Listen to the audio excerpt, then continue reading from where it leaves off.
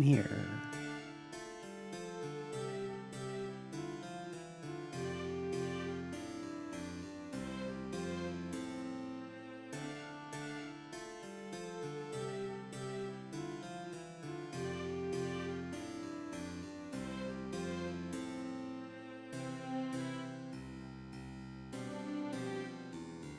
Yep.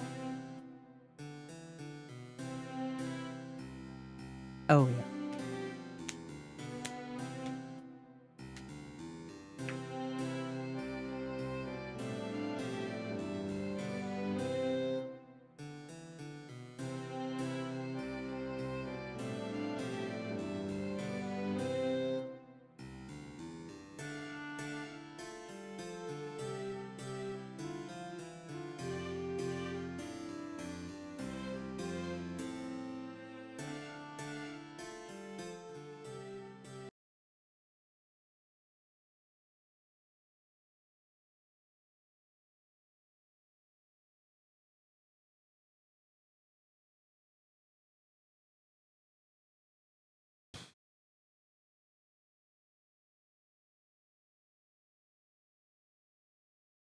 Okay, that's working.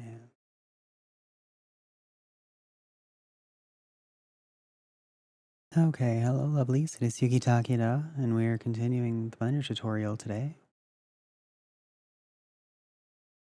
Techness, the downside to me not expecting us to do this today is that the stuff that I said I was gonna do, I didn't do because I didn't think we were doing this today. The end of part 9, when I was like, I'll do that later. Yeah, I vaguely remember something like that. Yeah. I didn't do it either. Oh, yeah, I thought you were doing it before, the other week. Where we had to have the one donut kind of sideways. I remember stacking the donuts. Yeah, and that's kind of where I burnt out and ended. Oh, Even well, though I let's see where kept we're at. watching. Yeah, okay. Let me Sorry bring if you up can hear. your stream here. Yeah. I should also. Oh yeah, I'm pretty much where you're at. Oh, Like you I just are? have I just have the 2 extra donuts that like sit out. You just rotate them, make them look Yeah. like they're leaning it. Yeah, there's just a couple donuts there. Yeah, that's about all there was to. That's about all there was to it. Okay.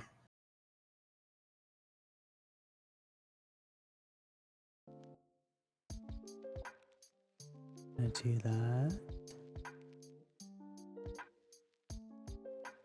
And let me hold on. Still getting ready. My brain. What is this? Hide that. There we go.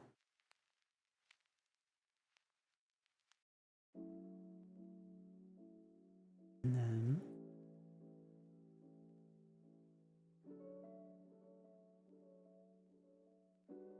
stream. Share your stream.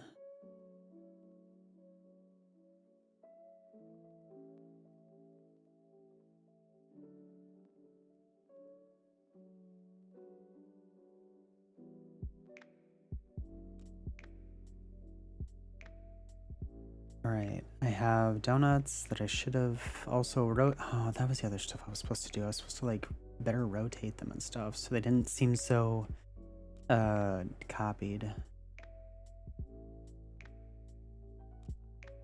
Traffic. I am right next to a road. Yeah, just a quick few little like rough rotations. You don't need to do anything special for it at all. Like Yeah. Is it G and R? No. G is to move. It would be R. Just R. Just Oh, R. it is Yeah. just R. And then Like Z to rotate it oh yeah. along the Yep, Z yep. axis. Yeah.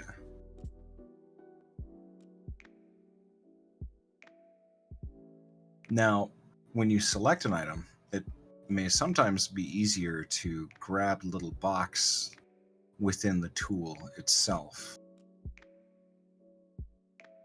I mean the icon? Yeah, like within the XYZ icon on an item that you select. Yeah. Yeah, some because within that icon there are like little boxes that represent grabbing two axes at once. Like you could rotate something along the Z and the Y axis. Excuse me. Oh, at the same time. Yeah. Yeah, Okay. just as example. I don't know. I'm just filling the space with. That's okay. I was listening. Yeah. I get what I mean. I get what you're telling me. Yeah. That was kind of it, really. That makes sense though.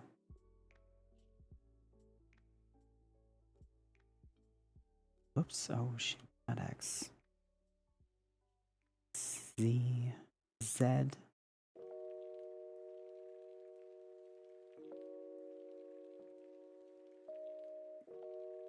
I'll just leave that one. Okay. There's still a little bunch of minor tweaks I could do, but okay, let's get that other one. Duplicate. Duplicate again. Is it just D? It's not just D, is it? I think it's Control D. Control D. Yeah.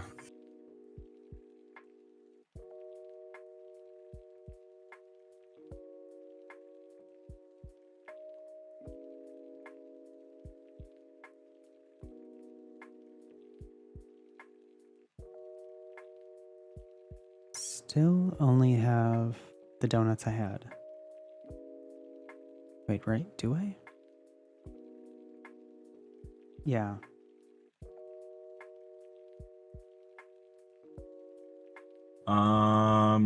Control D. Yeah, that's not it. You grabbed right click on one of your donut True, objects. yeah. When in doubt, just duplicate linked. Alt D. Probably. Duplicate object. Duplicate. Selected objects, but not their object data. So just the Alt objects, H? probably. Not well. Actually, you would want duplicate linked because you want the new donut and the new icing to be linked, right? Yeah, that's what I was Not thinking. their But okay, yeah, but yeah. not Duplicate their objects then. Yeah, you're right. I'm sorry. Okay. I just had to read it on your screen a second time. Right. Yeah. Just shifty. I forgot it does that. I did that before and I thought it didn't work, but then I found out it did. I had to select both at the same time. Was it this one? No. Which donut are you?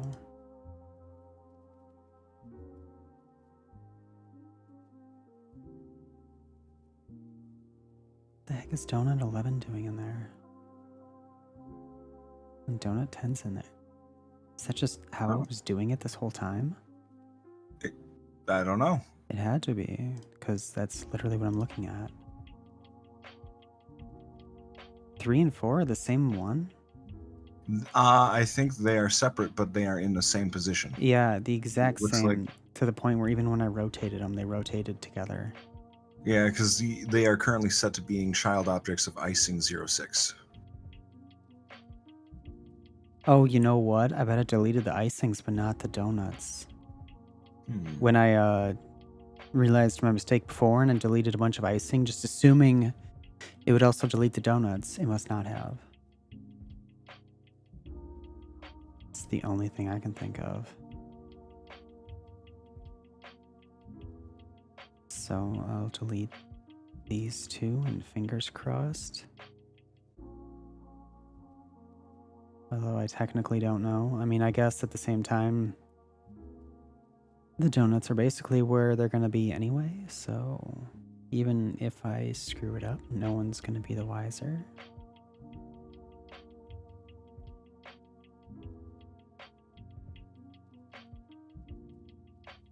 I think I got them. Now if I could figure out what happened with that icing.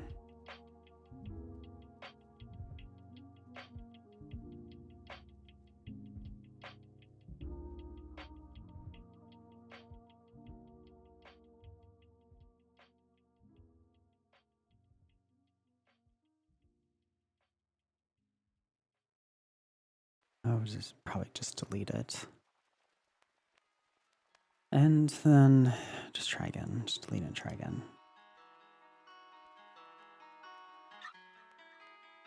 So, hold up. Let's see which one this is. Icing 18. And then donut 1 or 2 complete the different things. What the hell? It seems like a mess. It seems all like nothing that I click on is like what I expect it to be. I don't even know what's what anymore. Well, Do not have anything. we know that you created a donut and you created an icing, and then you made, you made either the icing or the donut the parent object. Yeah, it should So be the icing. Pretty you could sure. also hit those eyeballs on the right side to turn objects on and off to see, what's Right. actually there.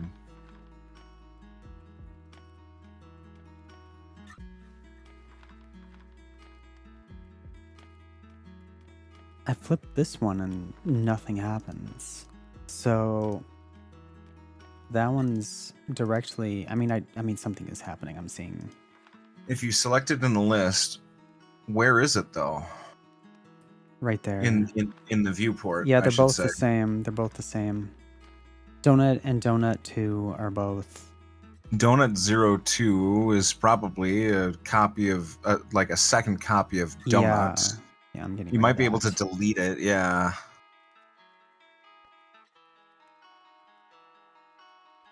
This is like, I don't know what happened. Everything seemed okay when we left off last week, and I don't know why that is no longer. Okay, well, one of those donuts is the donut that I expected to be there when I duplicated the icing just now. Let's try this again. Okay, now where is it? Let's just have the whole thing highlighted and then shift duplicate. There. It moved it there. Okay. And then can I rotate it right now? You No. could. No. Well, I mean, yeah, I could, but it doesn't also put it where I wanted it. I had to place it first and then Ah, okay. that's okay. We'll just do this. Oh shoot. I right clicked. That's okay. Let's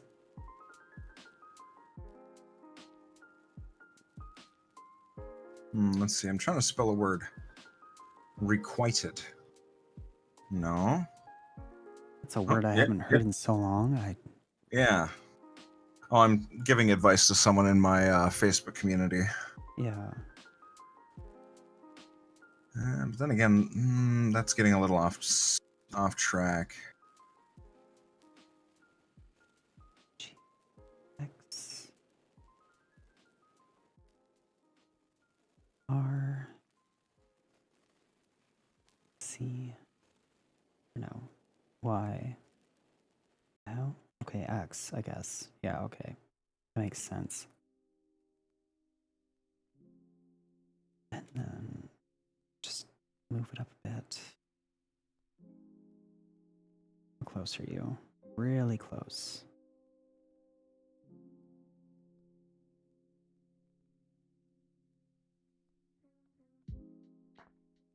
I forgot what the hotkey was to change the controls. The movement, I mean. The fly mode or whatever. Yeah, fly mode. Shoot. What was that button again?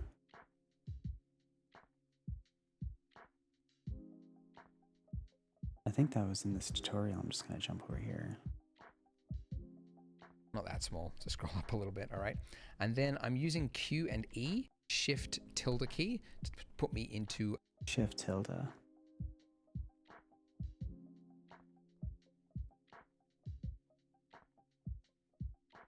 Oh, go. Who could that be? Hey, Infernus, thanks for the lurk. Yeah, that's pretty good. I'm okay with that.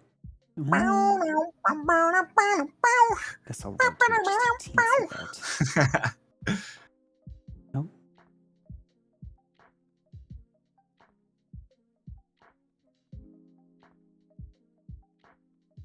R C, something like that.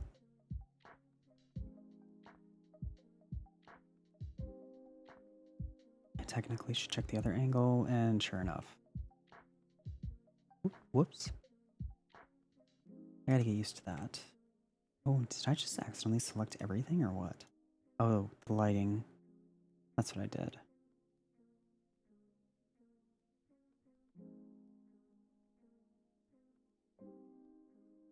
G.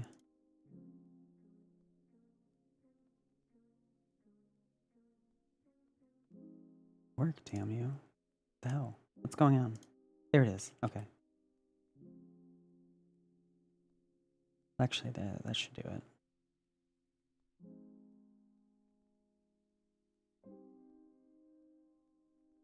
Oops, now it's clipping through the plate a bit.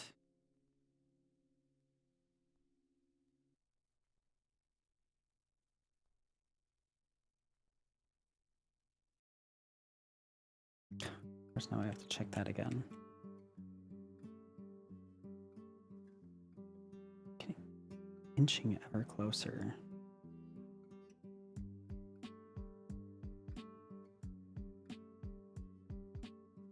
That should work.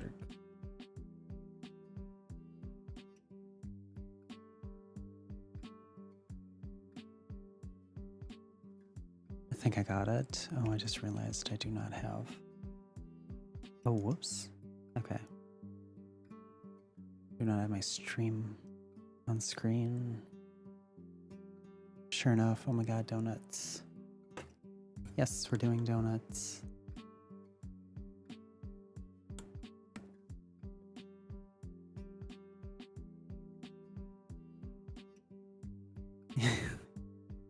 They're coming along. The donuts are coming along.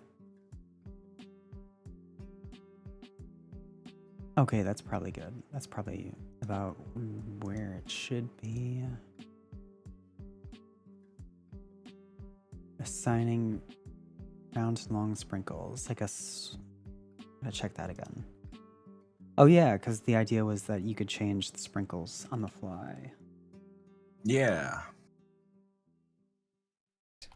Cool. Now, it wasn't supposed to be that we have round I've got a sprinkles on bunch this of side and then multicolored long sprinkles on sprinkles. this Oh, side. yep, and you've got your That's just stream going. because we were Oh, duplicating okay. shapes. But because we've done this with geometry nodes, it's really I simple to didn't just know you swap did it out that. to be Yeah, something sorry, else. I was gonna So say this one sorry here, if I it actually just just want started it to be the playing. long sprinkles. So in your geometry node dropdown, click long sprinkles. And He's in the donut in question. Okay. And So, what's he discussing at the moment? Are you just? Oh, you're just reviewing some stuff then. yeah, I'm catching up. Okay. Well, the donut's in place, so I just gotta. Oh, what's change your viewport to what is it? Viewport shading. Okay. See some color. Oh yeah.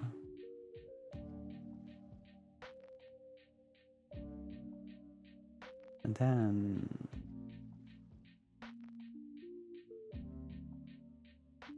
brain fart. Actually, just see what he says. there we go. Just swapped it out. So to just swap it out to be something else. So this one here, I actually just want it to be the long sprinkles. Oh so yeah. in your geometry. That's a drop down menu. Wrong. And then we can do that with all of them. I can figure out what's Hey, what. there you go. Yeah, okay, that one's that one. This one will change to long. Yeah, that's stupid easy once you look that up again.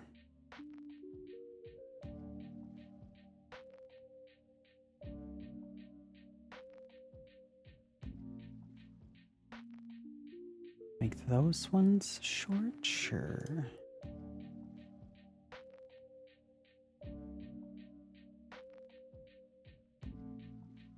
That one will. No, I don't want to like. I don't want to just alternate them. I'll make that one short too. Even though I guess whatever. It's my thing. I can choose what I do with it. It's So that's done. Trackball rotation. What was that again? If you Oh, tap, that was just talking about rotating. Scaling the countertop. I did that. I made the backsplash. New icing colors. That's what you were talking about. create some different donut colors. Now you could actually do the same thing as we did for the sprinkles and create that random through color ramp option for this. The trouble I've found with doing it for the donut icings is that you can sometimes just end up with a bad batch where you've got like a string of like yellow donuts and you can't change it because there's no sample option for the random thing. So I find it's better if you haven't got enough objects to instead just manually set up the colors. And it also just allows you to finesse it as more of an artist. So a long way to say. Oh, okay, I can see that argument. I was able to make it work for myself. You just fuck with it. There's a way to do it. It's it takes a little bit of finesse, but I can see his argument here. Yeah. I vaguely got what he was saying. Yeah. I get the gist. Yeah. So the one that's already there, we'll Get just the call it jizz. pink icing. Yeah. And now, Get the icing. So I definitely want that one to be pink, which means these ones that are directly behind it, I definitely want to be a different color. So I'm going to click the little number to make it a single user, and I'll call this one blue icing. And then the color, I'm going to make it a kind of an aqua-ish color. Let's go into material select. There we go. This one here, I'm going to make it a yellow icing. So clicking the little number next to it. There we go. I must have done this because I have a few ones with black icing. I must have done this. I mean, I might as well watch it anyway. Repetition, but Yeah. Yellow icing. And then about there, that's good. And then this one at the top, I'm going to make it chocolate icing. Click the little number. Chocolate icing. Let's go brown. Yeah. It's like how saturated, how warm is chocolate. I mean, I guess you could have like a really desaturated chocolate that's just very dark. But I think it's the more saturated, it kind of looks like milk chocolate, like the kind of delicious, not the really super dark stuff, which I do actually like as an adult. Hated it as a kid, but now, I don't know, normal chocolate is just way too sweet. Okay, that. Now the top one, I'll make that one pink. Yeah, that's fine. And then this one, I'll just make it blue icing. And then this one, I'll make it yellow icing. Oh wait, now I've got it's blue and yellow. That's not good. So this bottom one, no, the middle one. Yeah, yep, middle one, I'll make it chocolate. Bottom one, I'll make it blue. Just trying to get like a nice, now I've got pink and pink next to each other. All right, maybe this one will be yellow as well. That's too yellow. All right, maybe the bottom one can be pink. There we go, that's better. All right, so I don't have any like, it now looks more natural, which is just more random, I guess. No, less random, because I'm like manually finessing it myself. So it's less random, but it looks more random in a way. Anyway, finally, before we move on, let's start labeling our objects. So first of all, I want to make sure that my plate is inside of my environment collection. So I will now call this plate. This bottom one, I will call it, let's call it counter. And then this back one, I'll call it the backsplash. Backsplash. Awesome. We have done it. Oh, we do need to give a material to our plate as well. Can't just have it as a default material or else it'll look terrible. So, new material.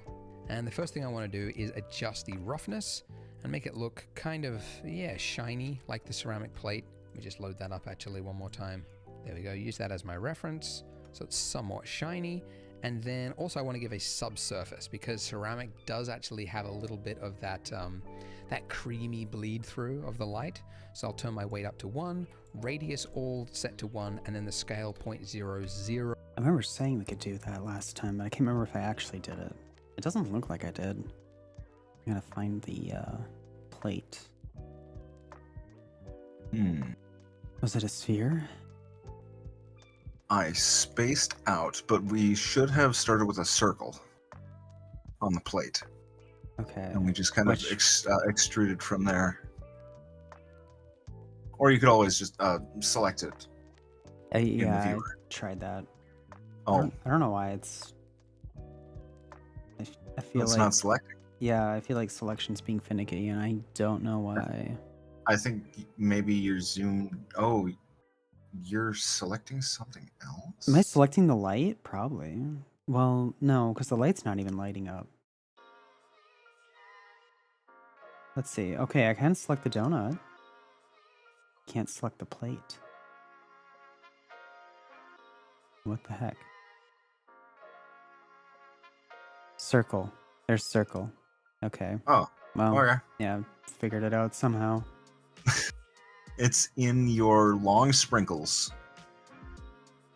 Yeah. Yep. Oh, is it? Yeah, it must have gotten dragged over there somehow. All right. Well, it's going up here in environment. Move inside collection. There we go. Yeah, I don't know. Stuff's messed up. I probably should rearrange things so it's neat and orderly.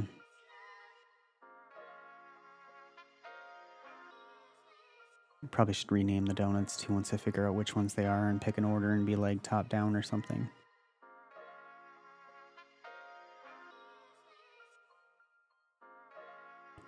I say that, but I know I'm not going to do it. Not until I absolutely have to, and I'm like, okay, I'm sick of this crap.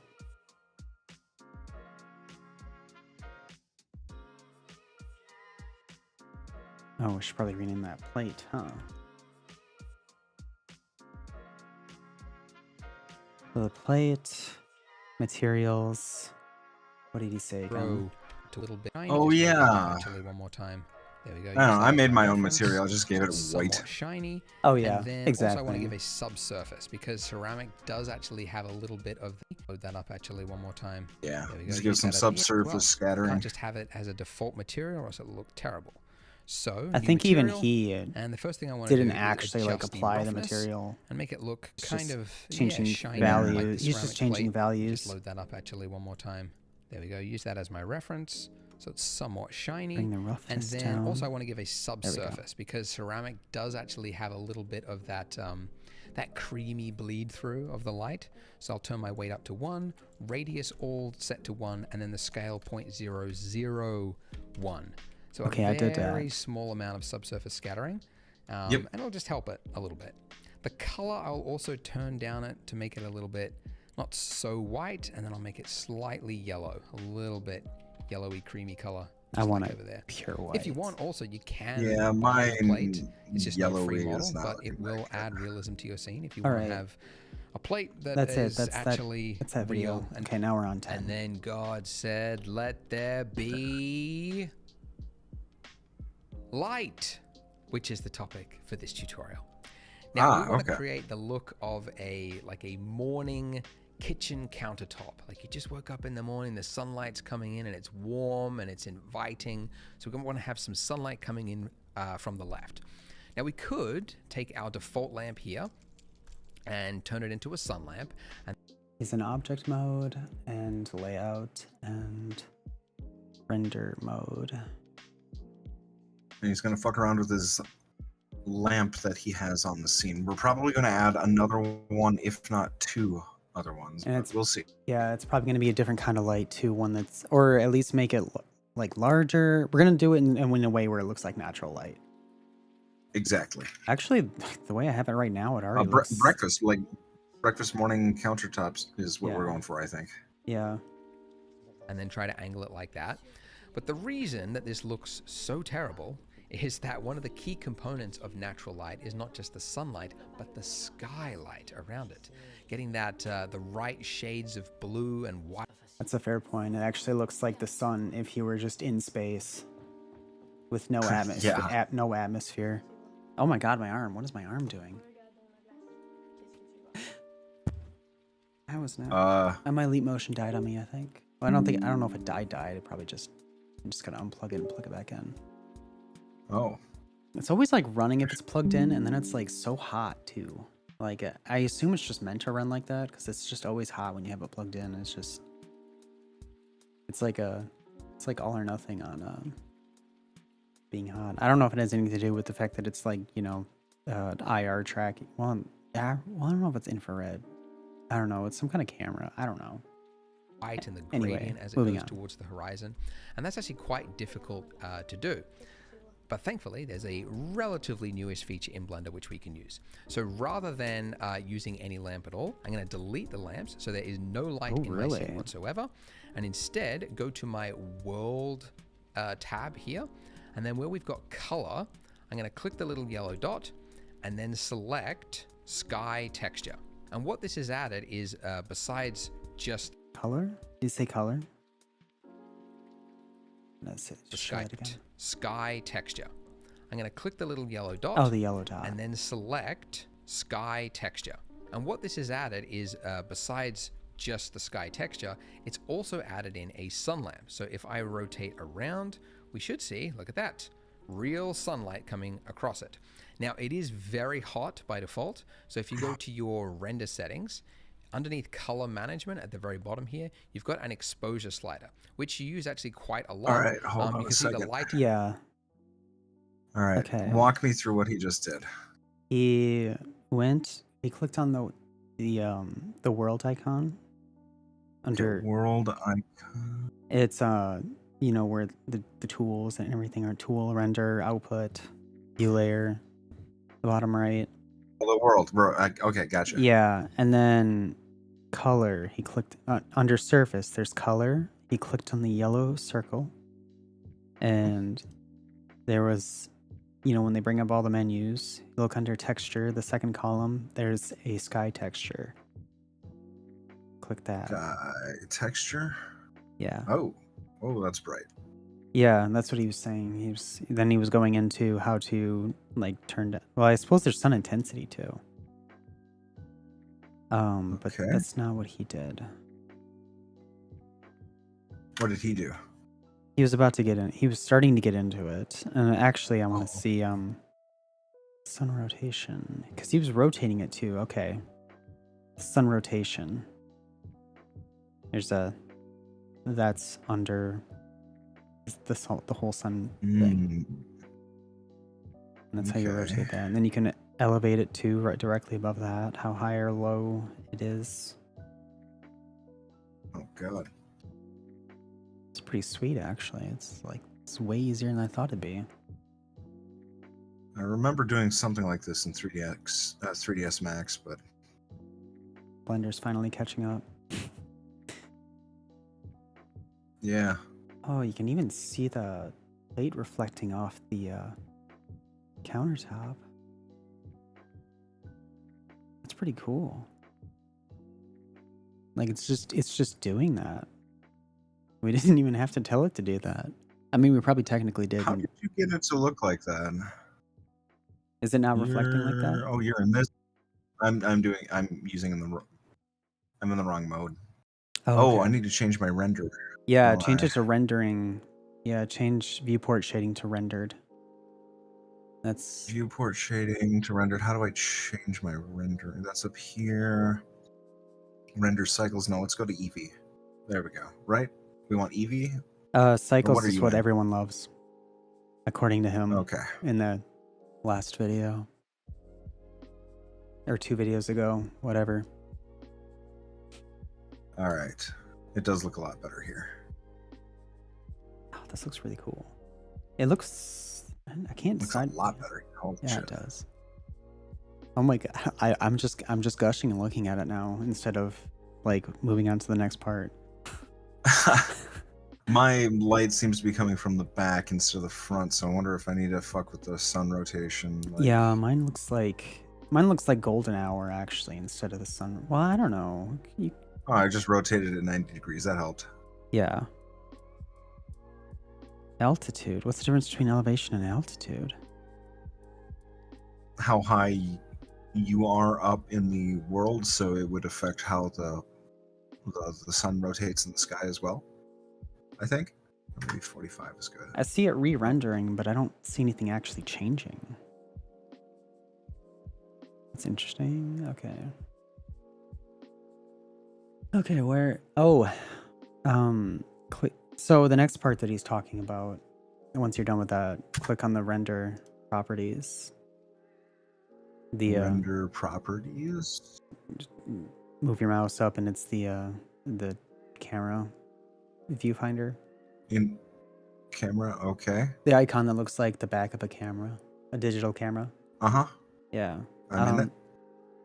And then he went to color management.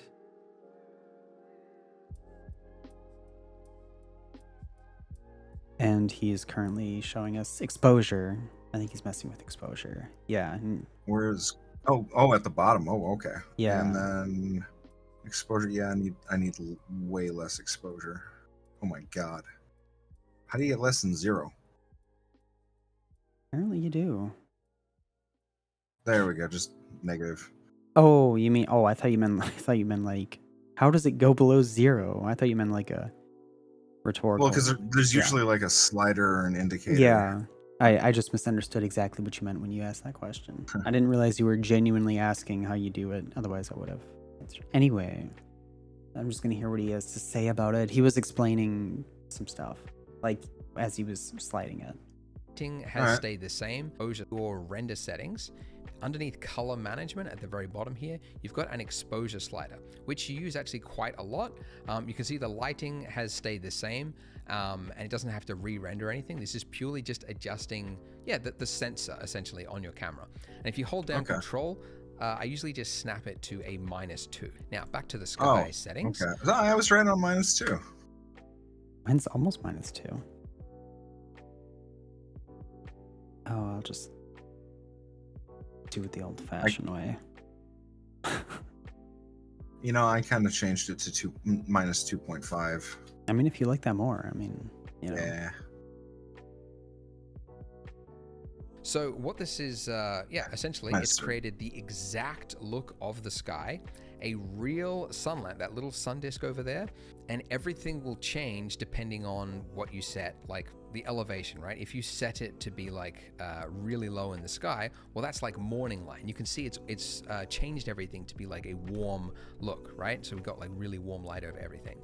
And if you change it to be like noon, like the sunlight is coming directly above it, you can see it's a lot colder. And that's because as the sunlight goes lower in the sky, it's now passing through more of the atmosphere. So it's like decaying the light, and you get, you get like an orangey look. But as it goes more vertical, then it's a lot more clearer and cleaner. Anyway, it's a very cool set. I like that. Just like the random, like not even 3D related things, like, I don't know. It's just amusing to me. He like knows like physics and stuff too to make this more believable. Yeah, I was just sitting here like admiring the fact that the icing on the donut actually kind of looks like fucking icing. Yeah. Because of all the lighting that we've done, because we adjusted the subsurface scattering and the refraction of it. You know. Yeah. Just looks cool. I don't know. I think my Leap Motion Tracker just died on camera, like dead. Oh no. You can't even buy those anymore. Oh. They replaced them with something else. Like honestly, it's probably better.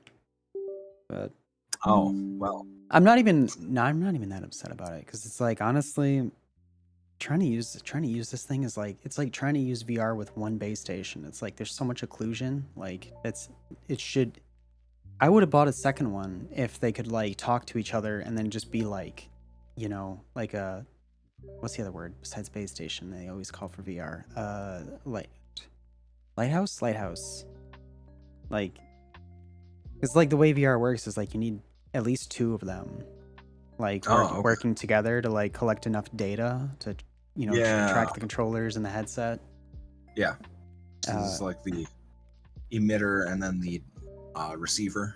Yeah. Well, no, it's just they're both doing the same thing, just from different angles. Okay. And then the computer like combines the data to one cohesive thing. Okay. And then if you get a third one, you get like significantly better tracking because it's coming from 3. Like you can triangulate it basically. Well, okay. Yeah. So then, all right. I see what you're saying. Yeah. Yeah, I don't know. I wish there was a better hand tracking method. I'm waiting for like a great like, oh my god, that's the one. Like everybody was always saying Leap Motion. Like I don't know. I think the software got better from when I Hmm. first bought it. So like it actually is decent now, but there's still certain things I can't do. I don't know. I'm trying to get virtual motion capture working. I'm going on a tangent at this point. Oh my god. Limited by the technology of my time. Yeah, I'm trying to get. Long story short, I'm trying to get VR working for streaming too. It's Yeah. possible. I've literally seen it done. I know the Oh, yeah. software. I just gotta mess with it more. Setting that is relatively new in Blender. But yeah, so I'm actually gonna leave it at the default at around 15 degrees. The one thing I will change though is the sun size. So you get like really, like clean, hard shadows from the sun. And this sun size here, the reason for this very weird measurement, 0.545 degrees, is because it's actually the real sun size in relation to the Earth. But there are reasons for Oh. changing that, because if the sun goes through a cloud, then obviously the cloud is now lighting up and it's creating more of a dispersed look. So from the look of the camera, I usually just adjust this to be like a 2 or a 3, and it just makes the sun a little bit softer around the edges and a little nicer, at least according to me. Awesome. So looks better, but Oh, now I we see what have he means, another problem, yeah. which is that the skylight is just bleeding in from all directions, right? Because obviously it would. So we need to create an enclosure around it to obviously act as an indoor space. And just before we do that though, whilst I was preparing for this tutorial, I noticed that the donuts are a little close to my backsplash here. And that matters because we're going to use depth of field later to make things that are behind it are like out of focus, but we can't really do that if it's too close to the backsplash. So I'm just going to increase the distance there and also just scale it up a little bit because now that it's in the background,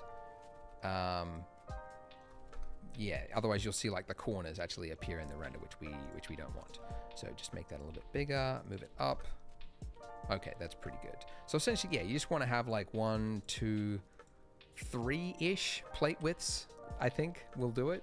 But yeah, something like that. And I also now just want to make sure, just fiddling around with this now. But yeah, this has got to be positioned. Crap, I have to like connect those two things, which I guess I probably should have done before. Okay. Counter, move it into. Oh wait, no. Right click. Parent it. Oh, oh my god, I forgot how you parent things. Oh, right there, parent object?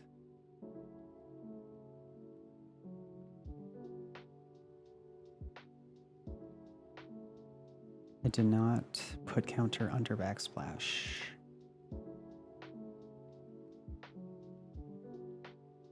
Try this again. Can you drag and drop it too? I wondered about that. That would be probably easier, but unless I can. I don't think you can. I think they want you to do it a more difficult way. I mean, that kind of makes sense because if you want it in the collection, but you don't want to accidentally put it in something within the collection. Yeah. I mean, I think I get it. I'm not even mad that it's like that. That makes sense. Control P is the hotkey. But your Control P? Yeah. Okay.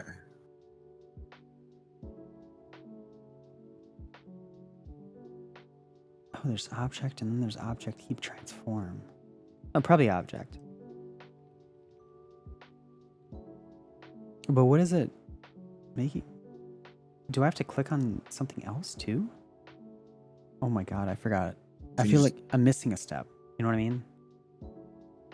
Yeah, me too. It's like I'm so close. Because I have to tell it. I have to tell it what it's parenting to somehow.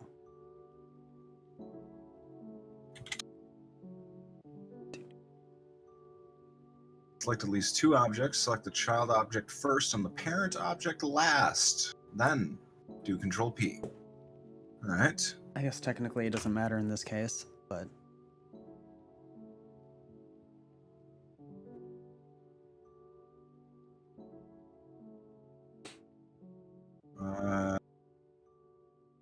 so the not One, parent thing first. Control P object. Hey, I did it. Control But P. you select them in the viewport, not in the menu. Okay. Yeah, I'm like after you selected the child, you just clicked on the parent in the viewport, right? In the viewport, click on the child, then shift click the parent, and then hit Control P. Shift click the parent. So Control P, object, Shift then boom. P.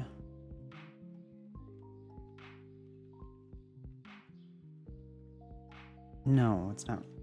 And you hit Control P after? No, because then that brings up again. You're still watching my stream, right? Yeah. Hold on, let me take a look at your stream. I'm gonna do it again. I'm gonna. Wait, counter, expand counter. Okay.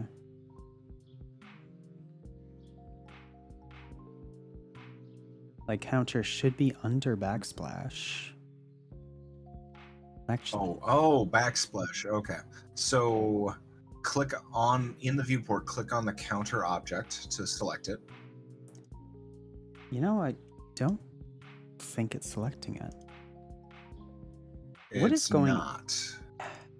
Something's I think it's your select circle. Oh, Is so- that the problem? I have the Cursor? move tool used, but a select box. Yeah, you're using the select circle, aren't you? Change it to select box. Oh yeah, I keep forgetting you can do that somehow. Yeah, there we go. Tweak? Oh, select box. Okay. Oh, there we go. Okay. Yeah, that was my problem. That was my problem. Okay. Control And then P. shift click the. You want the backsplash to be the parent, correct? Yep. And then it's good. I just shift clicked it. Control P. Shift clicked. Yep. After shift click, you Control P. Okay. It brings up the menu again. Yep, and then object. Oh yeah, okay. I mean, kind of weird that they make you Control There you P go. and select again, but okay. No, Oh. you just do the Control P after the shift click. Yeah. You just snuck it in an extra one earlier. Oh. Oh, you do Control P after. Okay. I thought you were doing it twice. Yep. That was okay. That makes sense. That makes sense. And shift click is to click on multiple objects. Yes. But that's what was going. Okay, yeah. So now I can move this back.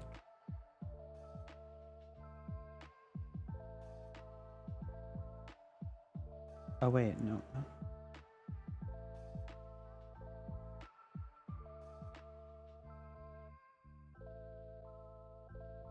As soon as I remember which way I want to go, not that way.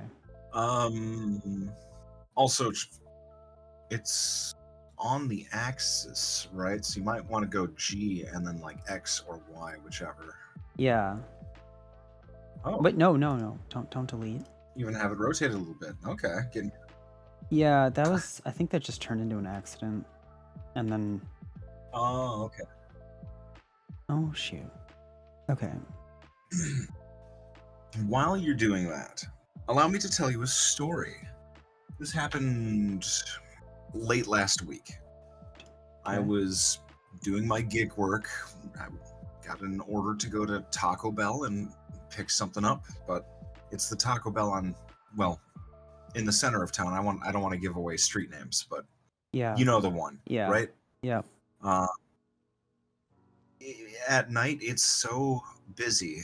The drive-through line is down the street. Oh yeah. Yep. The lobby is closed, like their registers are closed, so the lobby's only open for deliveries and web pickups, like web orders if you Yeah. order through their service. So one of the guys behind the counter is someone I'm working with for local organizing. You know, I Yeah. could get into that. That's a whole nother conversation. But Yeah. we're talking about progressive, left-leaning subjects, and just community building, stuff like that.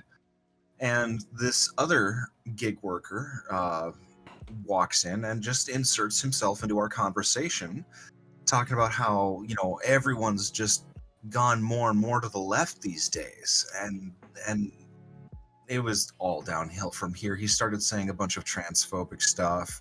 I argued with him. He refused to even be able to listen to basic biology. And then once he got his food, he just called us all the F slur. And as he was running out, my friend banned him from the store. It's definitely a jerk. Yeah. Are you okay? You seem to be sliding that back and forth a lot. Yeah, I don't quite know what's happening. I don't know what's going on anymore. You're not locking it on any axis. Where are you trying to So move you can lock to? it on an axis, and then apparently if you hit it again, it's like relative to itself. You know what I mean? Like, Okay. if I want to move it on an x-axis. If you want to move it on an x-axis? Yeah, okay. I'm trying to figure out how to word this. It's like relative to the object itself, so it's pointing in a direction that's not parallel to like an axis within the grid. So yeah, I've kind of accidentally made it more complicated for myself, because if I just move it to an axis, it's not. I mean, I could do it the hard way and just keep, zigzagging it, but I was really hoping I could just make it go. What if you press 7 and get it from an isometric top view? And then we can see the orientation of the countertop and the backsplash. Yeah.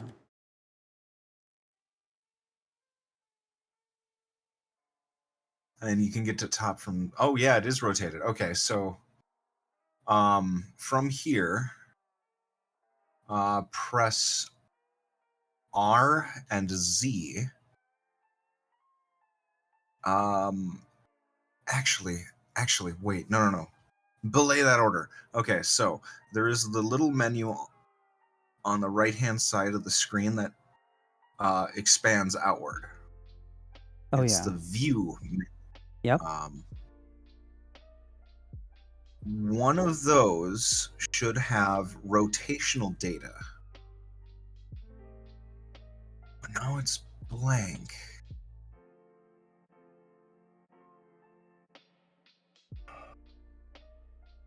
I used to know where to find these things. Wait, rotation. Damn it. 3D cursor. Oh, that's 3D cursor. That's... There's collections. And then you can click on that. It's not annotations. Oh, that's just the cursor there then? Okay, hold on. Where did it go? Item? Oh, item. Yeah. Okay, the menu is item. Oh, when you click on item, right. It opens up the transform. And that should have your rotational data. Oh, and then you can just... Oh, yeah, there it is. Yeah, it should all be 0. Okay.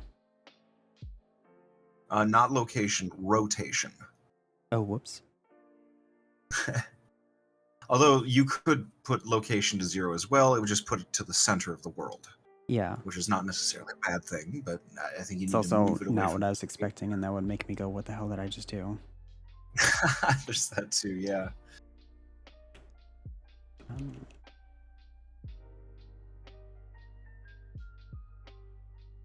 Okay, well that does that. And then move this up, I guess. Oh, G and then Y. Nope, just kidding. First of all, select everything. Oh yeah, that might help. Oh, come on. Everything, come on. I mean, I could shift click everything. I'd rather not.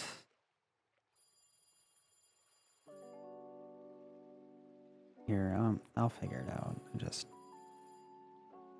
That. Oh, I got distracted again. What's going on? Oh, I'm just trying to figure out what the heck I'm doing here. From here to all the way down, basically everything. And then move all that up.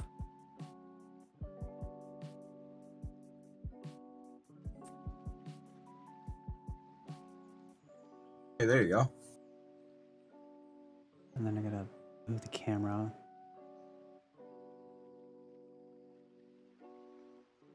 Oh yeah. G. Oh no, my camera's in place. Good. Okay. Y. Yeah. Oh yeah. And then just a little farther down, and I just realized that my backsplash is like not a perfect 90-degree angle. I don't think I care. Oh, and you may want to extrude those squares, just to give them some 3D mass. You know what I mean? Extrude them. Oh, yeah. Because then, Yeah. then because they're a 3D object, they'll actually interact with the lighting the way that we want it to. That's true. So I don't think two-dimensional objects are allowed to have subsurface scattering, but I'm not totally sure on that. But yeah. Is it just E? Yep. I think what I did is I went into edit mode and then I selected the face, Oh, yeah. like the back face.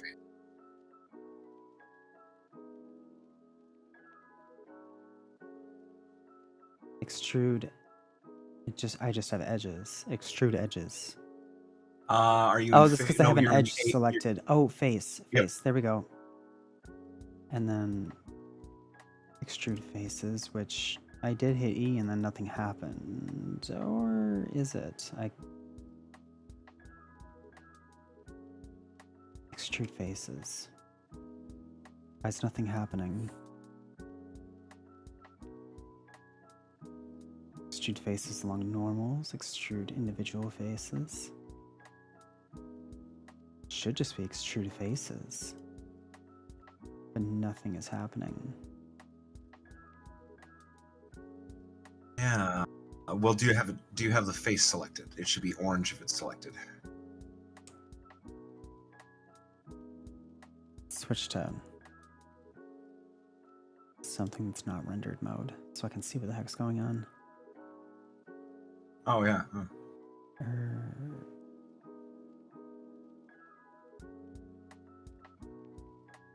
For some way, it's select. There we go. Oh, it's Change. selected now. Okay, there we go. Oh, there finally. Okay. There's also the tweak mode in the select tool. And yeah, there you go. You made it 3D. Awesome. Hooray. Okay, now for the other one.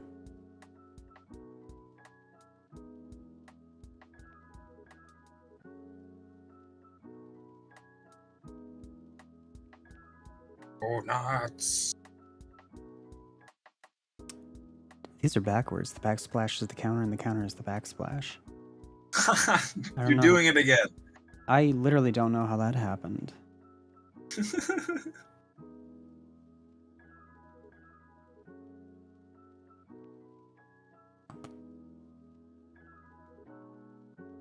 Hitting E. Why are you doing this again? Come on. I got it to work like 2 seconds ago, and now it's just like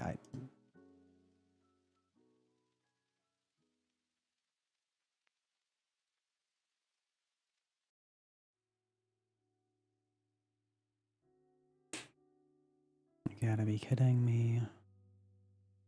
Literally, I mean, you're watching. I'm like right-clicking, extrude faces, and then nothing happens.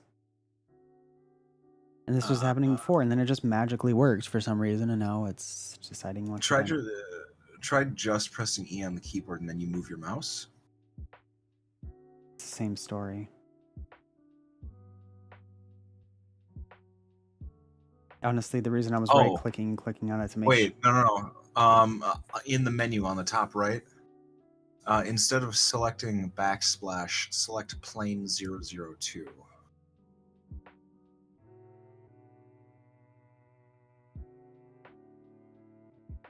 Oh, yeah, I get what you mean. I get what you mean. Try that, but maybe not. And no, it's not. Okay. Okay, then change your select tool to tweak. That should help you select things a little bit more easily.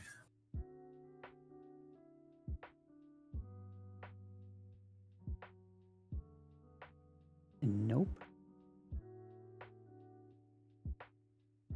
You are in edit mode, face select.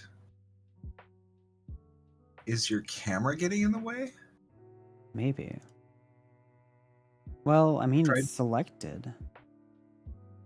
You know what I mean? But it's not selecting the face. Yeah, it's... Click again on it. Nothing? No, and it's... I mean, it's selected. That's definitely the object. Wait. Well, now I click on counter and... this one doesn't light up. Oh, that is counter, though. Well, that's Which definitely... one is... Good. I thought you said... Yeah, one they're was, backwards. Backsplash is counter yeah. and counter is backsplash. But when I click on counter, it... Well, it did. That's the backsplash. select The it. backsplash is the counter. You have Yeah. I'm just confirming that this is counter. Okay. And then... But then I Now click on select- backsplash, and that is backsplash. Absolutely. That is correct object. The object is selected. And yet, when I try to extrude, either by pressing E or right-clicking, it doesn't work. Because you have the object selected, but you do not have any faces selected. Oh. What am I looking at here? Let's try... Edit mode, face, Try- select mode, face, select. Yeah. And you should click on the face you want to extrude, which should be the underside of the counter, or in this case, backsplash. Yeah. Oh, did you see that? I clicked through it. I can click through it. Okay. Why? Is that an indicator of something? It's not invisible. Might be because I'm in tweak. No, I can do it. Oh, are you in X-ray mode? Oh yeah, I didn't know That's that. probably. I yep, didn't that- know yeah. that'd be an issue. Yeah, that would. X-ray mode is weird. I almost never work in X-ray mode unless I need to select an entirety of vertices throughout an object. That does make sense, actually. That X-ray mode would let me select through something. Yeah. I mean, I can see where someone would want that to be the case. Yeah. All right, so now we can finally extrude, except not that way. Wait. You're not selecting the correct thing though. Oh, you're right. I'm not. You need to have Wait. that underside, the face. So yeah, you're not. The underface. Yeah, you've still got that face selected on the wrong object. There we go. Okay. Hold on. Come on. It's being difficult. Why is it still selecting through that object? All right, save your project And then restart, just in case. Yep. Yeah. just in case. Save. Quit.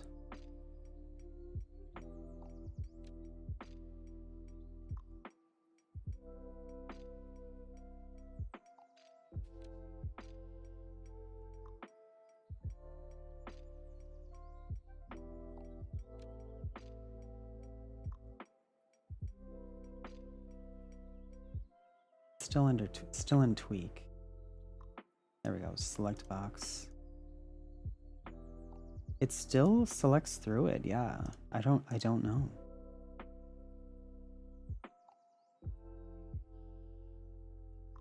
What the hell?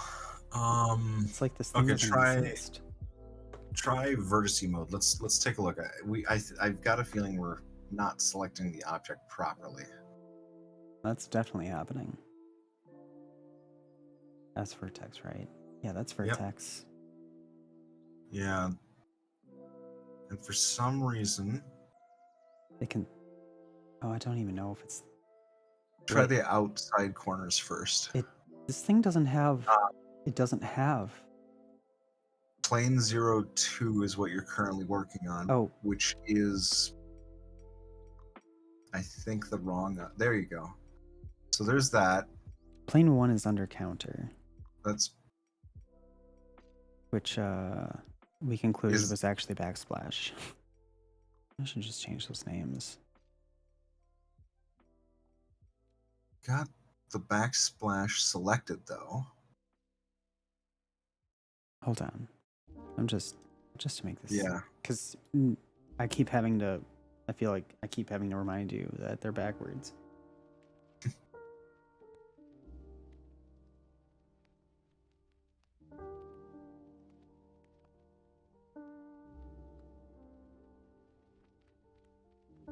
Okay. Now they're not backwards. Oh. Hold on a second. Where's there? Very important question. Hey, how's it going? What's the question?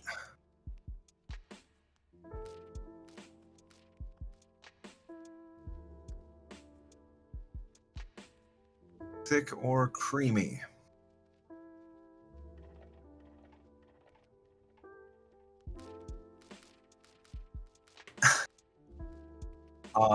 I believe I need you to rephrase the question. Won't those be like the same thing? Like, or not same thing, but one and what aren't those? Don't those go like hand in hand? It depends on the context, I guess. Which is what I'm asking for. We're making donuts. Which do you prefer, thick or creamy? Can you be more specific with your question, please? Thank you. Oh yeah, I'm still in vertices too.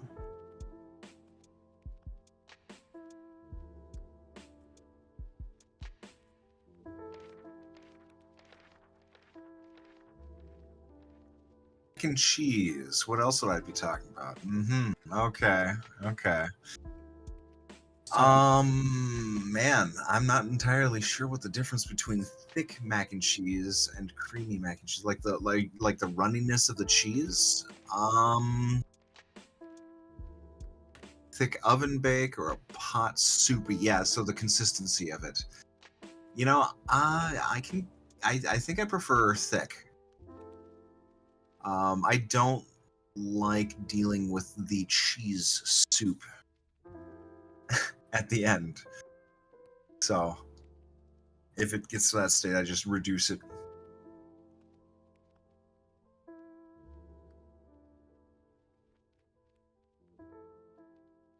Okay. How you doing? I'm trying to Google. Why you can't select it? Oh, Yeah, I'm trying to okay. Google can't extrude face in Blender and just see what I get. Well, you're not even selecting the face. Oh, that's true. Yeah, I noticed it didn't even have vertices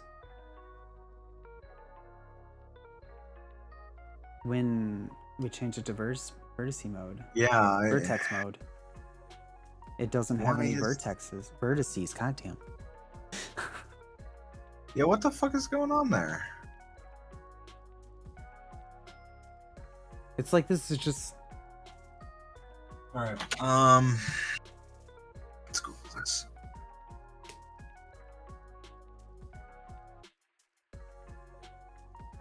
Like, what exactly is...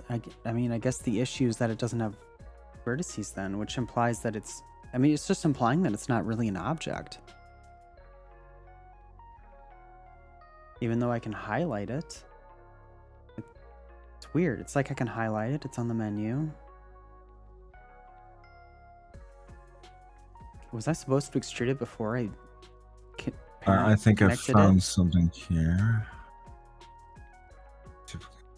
Same object as the mug is still a subsurface modifier applied to it. Select the face, press P. Oh, select your countertop and press P to separate it. I was just about to suggest that the fact that I parented it was the problem.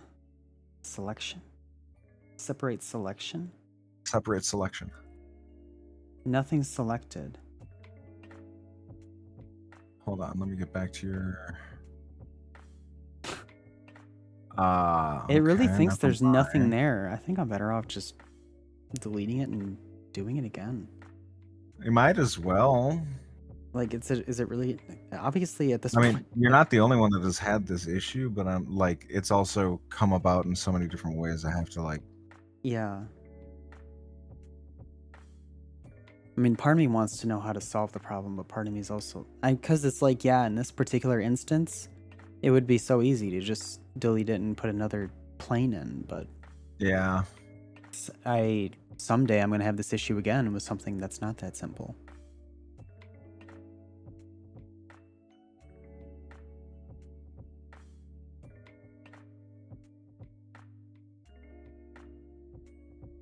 Oh, this isn't right.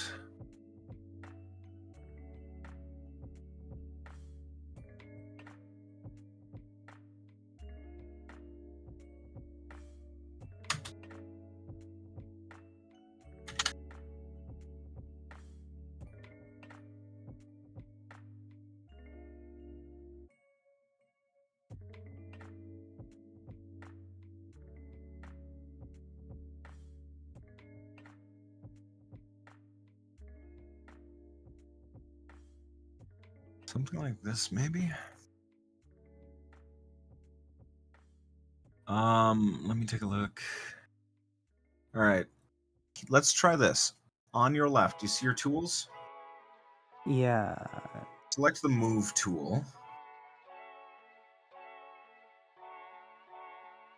Okay. Now use this to try to well, hold on. Let me keep reading. Okay. Something like that. Move tool rather than the box tool. Okay.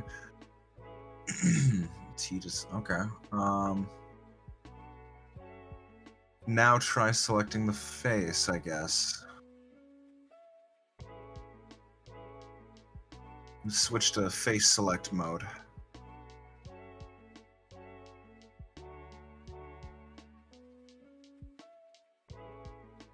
Still nothing. What the fuck? This plane definitely is just not. It's an Yeah. object, but not an object. That's absolutely what's going on here. All right, select the backsplash and then separate that. That's the only thing I could think of too. Is like, yeah, it's just like I should have done this before I parented them. Press P. Oh, yeah. Selection. Are they Yeah, different selection. now? Okay, now they're different. Now try to extrude the second one. Fuck. It's still not an object. What the fuck? Wait, it's still not separate either. It's still parented. Yeah, I did notice that. Oh, God. Buy material, buy loose parts. Into a new mesh. Into a new mesh. But Oh. Avernix. Hi. That's my roommate, once dearly beloved, and Hello. he's having an issue where you select a square, a two-dimensional square object, and then you extrude to make it a three-dimensional rectangular prism. However, due to parenting, we're unable to separate it from another object, and we are unable to extrude the problem object. So I have to look up how to separate parenting. See, look, it says error, nothing selected. Yeah, so there's some kind of a weird selection issue, but like, we know it's there. We just gotta. Uh,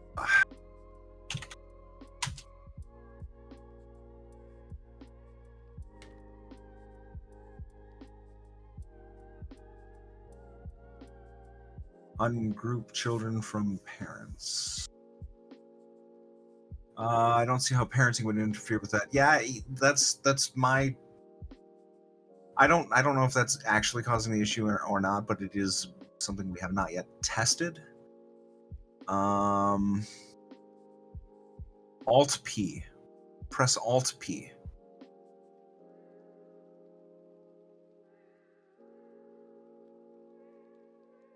Alt P has been pressed. I have Did like it do anything? no.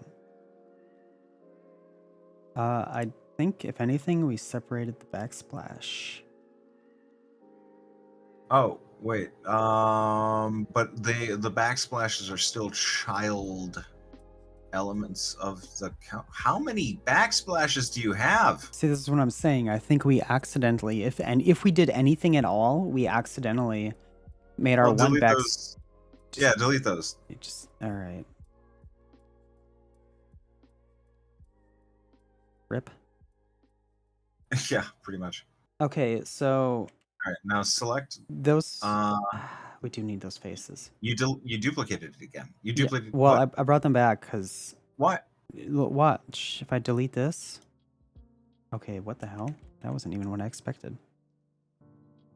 Where did they go now? No, I think what happened was now my one backsplash has two backsplash faces that are like separate meshes. Oh, you were in edit mode, not object mode, and that's why that. Okay, so undo that and then go back into object mode and then delete it. Yeah, I see what happened. Yep, you're I right. am control Zing a bunch and they're not going away. Is it too late? Oh, wait. I think we just, yeah, okay, there we go. Now it's all one object again. So we need to be in object mode? Yes, object mode. Okay.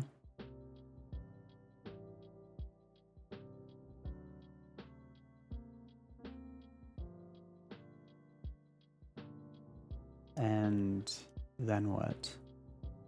Once you're in object mode, select the objects you want to delete and then press the delete key. Oh, we are just deleting this thing now. Okay. That's fine. I don't even care. The backsplash is gone too. I don't care. Yeah, yeah, exactly. Yeah, just gotta try Okay, again. undo. Nope, just undo. Oh. Oh, okay. Wait, but it's there. You deleted something. What the fuck is wrong with your scene? Oh my god. Okay, so there's your counter. You got your countertop. Expand that. Should I just control Z enough time? Oh yeah, that's right. Are you able to go back through your undo history before you parented those objects? Yeah, if I can remember how. File. Or no, Edit, undo edit. history. Undo hit. Yep.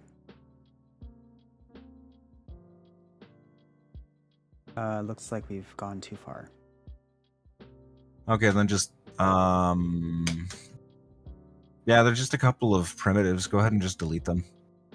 Yeah.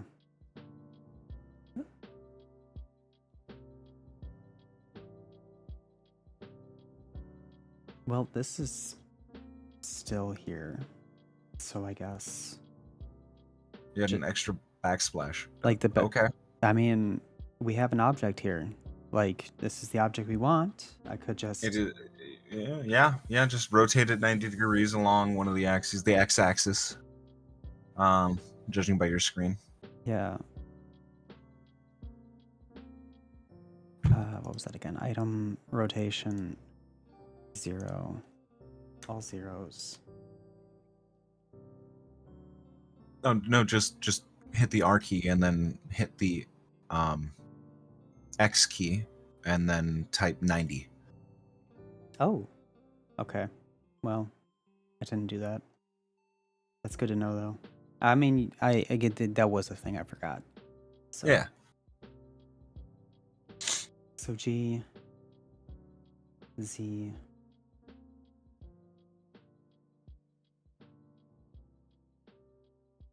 Again. Well, What? you elevated it. I did. I elevated Oh. it so that it's directly below the plate. Oh, I didn't now see I the can- plate that high. Okay, I thought the Yeah. plate was much lower. I was like, aren't you? Yeah, Nope. never mind. Anyway. And then I can Yeah. duplicate, and then that's a shifty. Well, I mean, here, let's do that just so that I can select it, and then rotate. Rotate. Press R on the keyboard, and then Oh yeah, press and then X, and then I can press and then type 90. type 90. Yeah, There we go. and then enter. Yeah. And then G to just up and over. G and then yeah. Well, G Z to raise it because now it's all cattywampus. Because remember, it's when you're moving it, you can only move it in a 2-dimensional term, and then it tries to translate to a 3-dimensional space if you're not locking your moves or using a tool or some kind. If you do it just freehand like that without locking it on one of the axes, it's going to rotate in a weird way. Yeah, now that I'm looking at it, I think the other one's a little crooked too. Yeah, they both are. I don't know how the one got crooked. Actually, the countertop is fine. The second one, just undo. Oh, no, it is. No, it's fine. It's fine. The countertop's fine. Yeah, that one's weird. Yeah, this one. Well, here we can just change it here. Oh, just undo. Control Z. All right. And then R. So R to rotate, and then you have to lock it on an axis. You want to lock it to the X axis. You press R and then X. Oh, and then press 90. And then and then enter. Still seems a bit crooked. Or click. That's because again, you're kind of a floating camera in a 3D world, and Okay. like, yeah, it's always going to show you like weird depth and stuff. But anyway, now to move it back, you would hit G on the keyboard. Yep. Bringing it up, and then G again. And then you lock it to then the axis, so Y. GZ and then GY. Yeah, exactly. I was gonna say I'm actually ahead of you at this point. You just don't know yet because of the stream lag.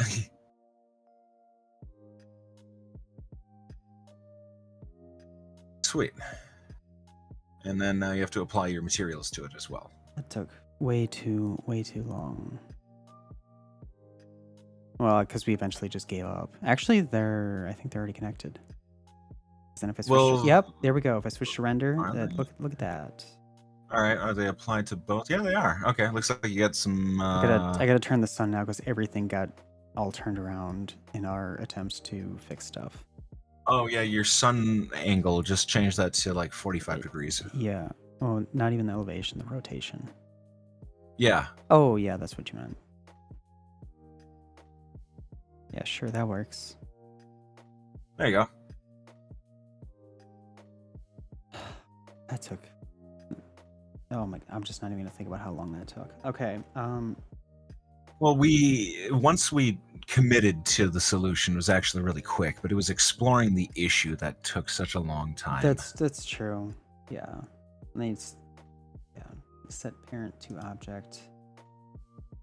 They're parented now. Yeah. At least that was easy. Now that I. Okay. I think we can Cool. finally move on. God, I feel like we've got nothing done, and it's been like an hour, over an hour. That's okay. No, I mean, we go back and we review a little bit from the previous stuff, so this is kind of on pace for us. So yeah. Well, yeah. Anyway. Awesome. Okay, so that enclosure. Obviously, to create that enclosure, we are going to be adding in a cube. So Shift A, Mesh, Cube. And I want to scale this down because although it is like a kitchen, right? Nothing outside of the frame is going to be. He's creating an object that's going to be diffused. Is that what he's? Is that? He's creating an object that will encompass the entire scene, so that because we're not outside, we're inside, so we're going to simulate a kitchen being countertop inside. in a room. Yes. Okay. Shift A. You Shift A, Mesh. Mesh, Cube.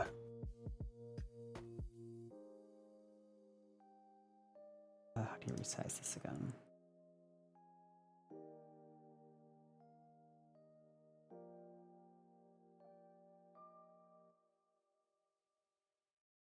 Resize, scale.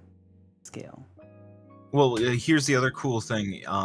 As soon as you create an object like a primitive, there is a little menu in the bottom left-hand corner Oh yeah. giving you an opportunity to customize it. I should just. Yeah, let's do that again.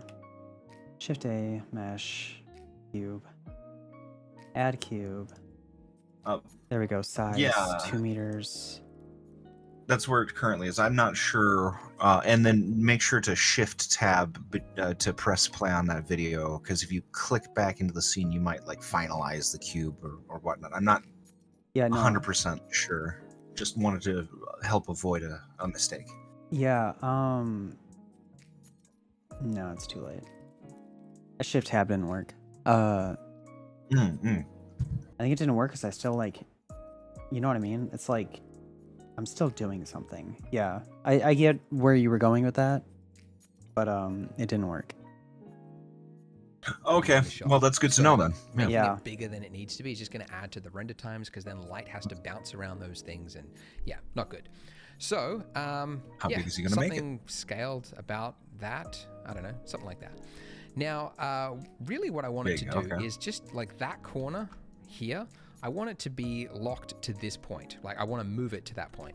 And previously in Blender, this was a really fiddly process. I would have to tap G and then Z, move along that. Oh, I remember that. Time it here and then here, tap G and then Y and move it. And it would never be exactly correct. It would always just be slightly off. Well, now there is a new feature in Blender, literally that came in this release, 4.0, that has changed the game. So there was a bunch of snapping improvements. So I will show you them now. Sweet. So it's actually easy to understand if you just go into wireframe mode. So if I tap G, so I'm moving my cube. If you hit B, it now enters you into a new state called snapping mode. So the first thing it's asking you is what is the origin of the object that you're moving that you want to be the snapping point. So essentially, as I mouse over this, you can see the cursor is changing. When it's a circle, that means it's going to snap to that face.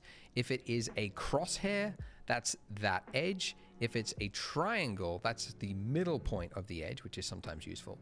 And if it's a square, then that's a vertex. So this is on the object that is selected right now, okay? So I obviously want that corner vertex. So I'm just going to do a single click there. Now, after I've clicked, you can see I'm able to select whichever point in the rest of the scene I want to snap it to. So just like, again, it's a square when it's a vertex. So when I'm on these faces here, right there, I'll do a single click. And there That's we go. so nice. Perfectly aligned it with the bottom of that backsplash. Oh shit! Now it is a little weird. I'll be honest. Yeah, I'm still trying to. Like I'm hitting B and it's doing something different. B. Whoa! Oh, shit. Where's my object? Oh, it's not selected. Hold on. Okay. First of all, I'm putting cube in environment. Vertices. What? Wait. Plane. Why is it a plane? I thought it was a cube. Mine's a Now cube. I'm confused. Where the hell did my cube go?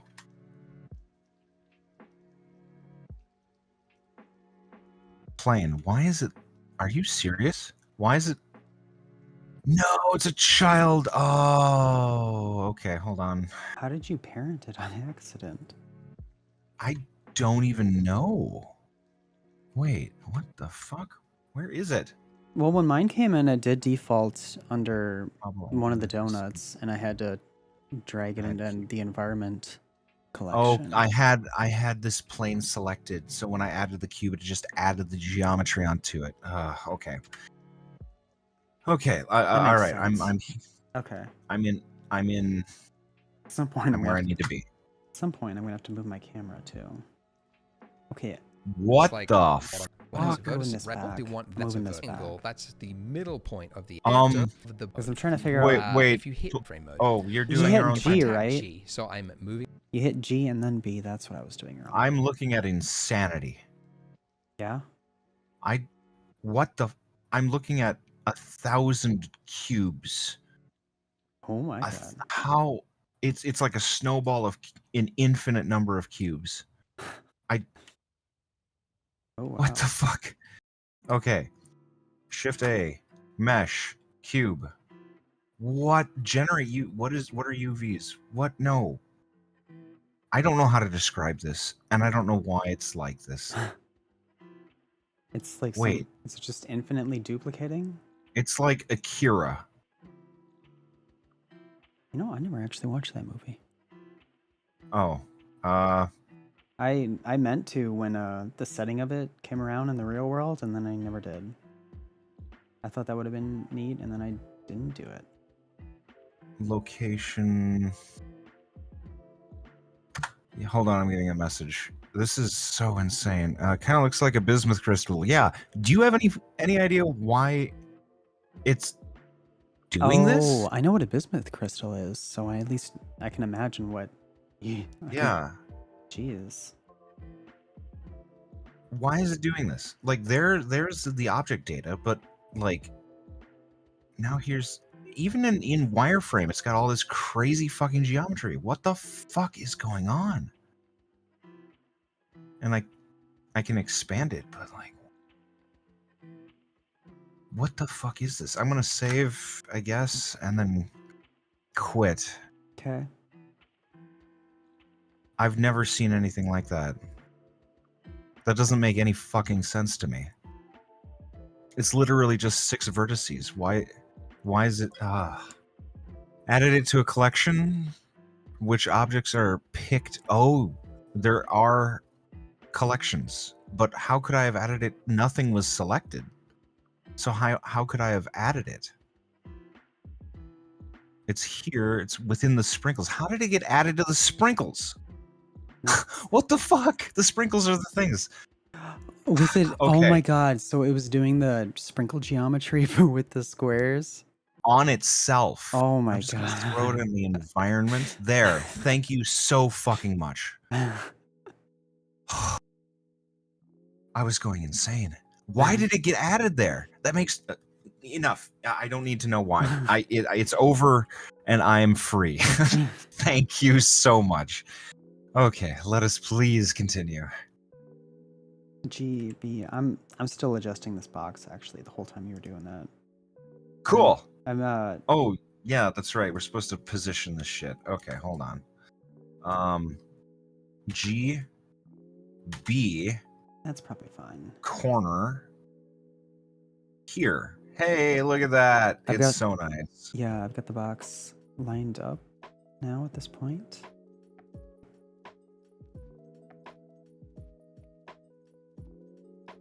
I think it's as good as I'm gonna get it.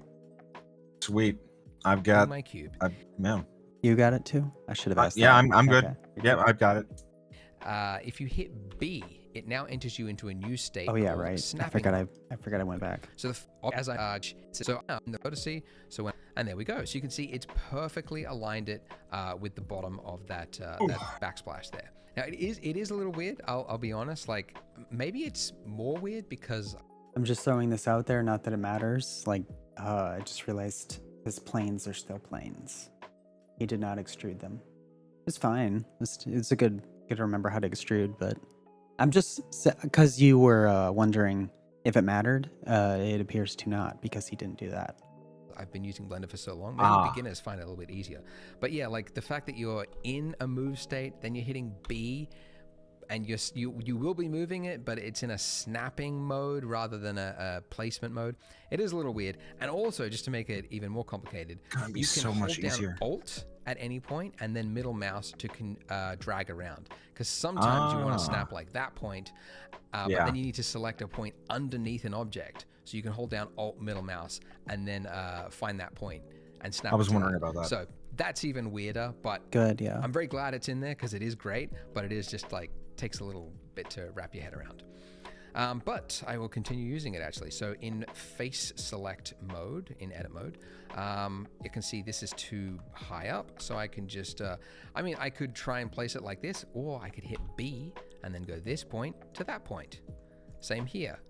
G, B, this point to that point. If I'd have waited like Yeah, it's pretty useful. another I mean, it 2 doesn't have minutes, to be this that would have been exact- I mean, helpful this to is me just stuff that's outside when I was frame, scaling it. But anyways, all right, and I'll move this out. So I do need to create a little bit of space here because the camera needs to sit here, obviously. So there needs to be Okay, a yeah, bit of that's space fair. there. All right, so I'm But if I gonna do that then. It didn't work for me. Okay. G, Said edit mode faces. B. Oh yeah, X-ray. Forgot X-ray. Turn that off. Select this. Oh, that's right. I select the snap first. Okay. And So you select the mid here. face and then So now we're just tightening this all G. in. What? Then. Which button are you? I mean, you Oh, hit. so you before select the snap. face, then G to move it. It is G. Okay, and then snap again. Okay. Yep. B for snapping, by the way. but Right. You knew that. Yep. And then where exactly am I selecting for a face? And then you will select the face. the glass out the hourglass icon. You click on the face. Anywhere on the face will Oh, do. you do just click on and, the face. And, yep. and And then oh god, this is weird. it's not. I feel like it's not. It's kind of just going wherever. It's not. Oh well, I guess then I. Then you will click on the next. Z, X, or Y. You click on like a vertice or an edge of where you want to move it to. I got What it. the I got it figured out. I don't have this figured out. That's for sure. Oh my god, yeah, you. Yeah, stuff in the viewfinder really doesn't. It looks warped. Like, Where's my rotation? I wonder if that's. Yeah, everything looks so weird. Oh, whatever. All right, I gotta move my camera. Now that it's like totally not even looking at anything anymore.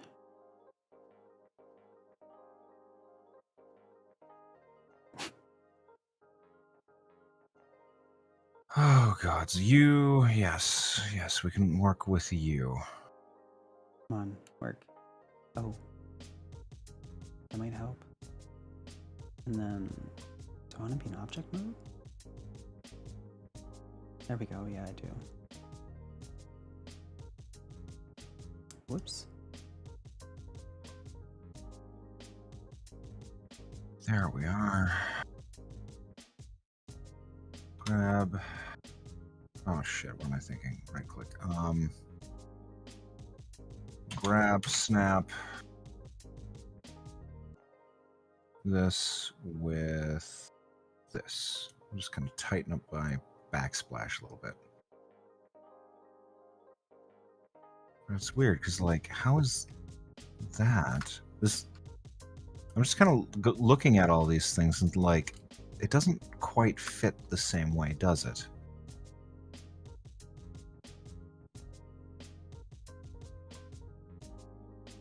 Wait, what are you? Oh, shit.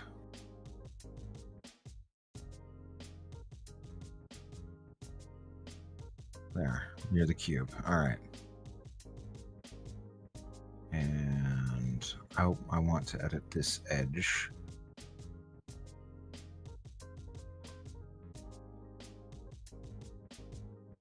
Actually.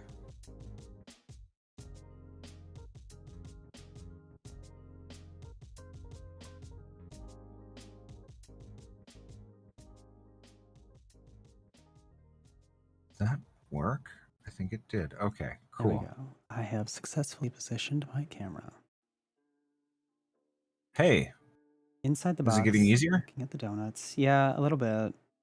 That's good. I mean, yeah, as soon as you know that you have no depth perception and things all don't look as they seem, you start, just anticipating that. Yeah.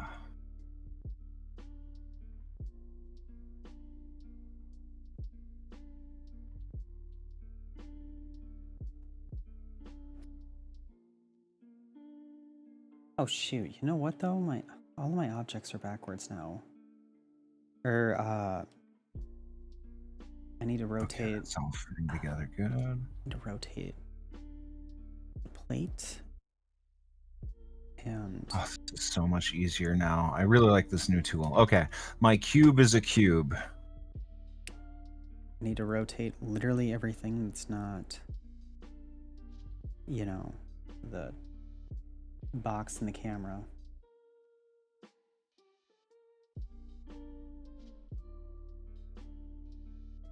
And actually, I'm going to expand my cube just a little bit Here we go. because I want to get the texture from the countertop and the backsplash. So my cube is just going to be slightly larger so that I can get all of that. Okay. Yeah, now I can see the... Okay, cool. Make the cube a rectangle.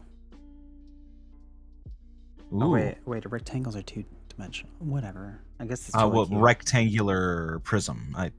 Yeah. I knew what you were saying. You were transforming a 3D object into a 2D object. Right? No, I said it wrong. I mean, that is what would happen if you actually did what I said. Yeah. But that was Okay, not I what I think intended. Anyway, I think I'm good. Yeah. I think I'm ready too. I move inside, you should see some flickering. Yay for flickering. The flickering is because obviously the cube comes with 6 faces, but we've already got 2 planes right here. And we don't really need those planes. We could actually map a marble texture to the cube, but then you have to deal with UV unwrapping and all that stuff. I find it's actually easier sometimes to just work with planes and use that instead.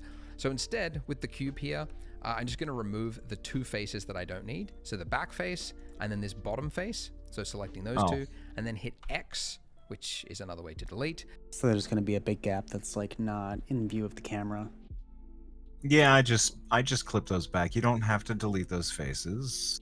I don't think. Clip them back. I guess. Well, I just made my... I don't know. I guess we could delete them if we really I think it's. wanted. I mean, it's good. I think he's just showing how to delete faces. I don't think it's necessarily that he thinks it's necessary per se. It's probably just Okay. because obviously you could think to just resize the cube so that it's, Well, I mean, he is right. Like, the 2 faces are existing in the same space. I just scaled my cube up to clip through.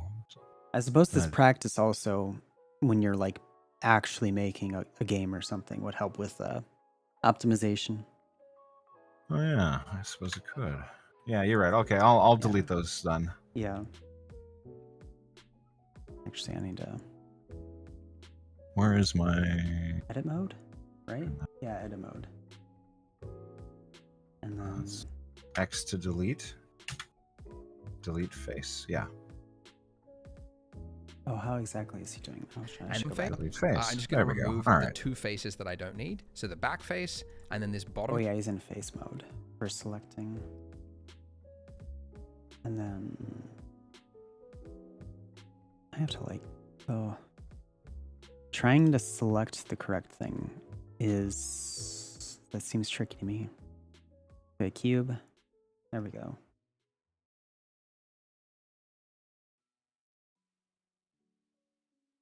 Please select. I don't like that I don't see it. Am I in X-ray? I'm in X-ray. So I'm curious. oh, please don't tell me you're doing. Please don't tell me you don't have vertices. Oh my god, I'm just gonna look right now. Oh, are you running into another issue? Literally the same freaking issue we had before, except now it's a cube instead of a plane. So now we know it has nothing to do with being a 2D plane. Oh. Why? I think and I ran into it earlier. Let me take a look at your stream here. Okay. Edit So mode. you're Vertex yeah, is selected. you got your cube. Oh your wait, no, cube it does have vertices. Never mind, I lied. Oh, okay. Okay. Just didn't see him. All right. Well, that's a relief. Yeah, it super is. Okay, well I can select this and then should be able to select that too. Okay, there we go. Yeah, I got it. And then hit the delete button. Faces, and the faces are gone. Okay, I'm good. I don't know about you. I'm good. Let me just double check one thing.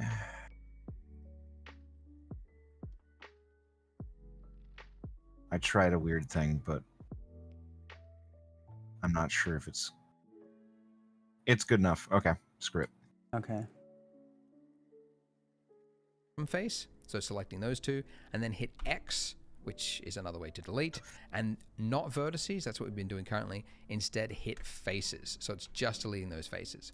So now you should see you have, it's kind of like an open box, 4 sides, and then the back and the bottom are open. And now what I need is an opening on the left-hand side to be that window. So to do that, I'm gonna cut into it so that I get a little bit of gap here on the left-hand side to be like the gap between the wall and the window, and then another gap here between the bottom of the countertop, and So I'm going to inset, and for that tool it's I. So I for inset, and it's now kind of like it's shrinking that face into itself. And you're just like choosing its scale essentially. All right, hold up a Shift second to get a more precise movement. I just have to Click the face and G Z B. I'm going to snap this face with this, I think. Oh, gods.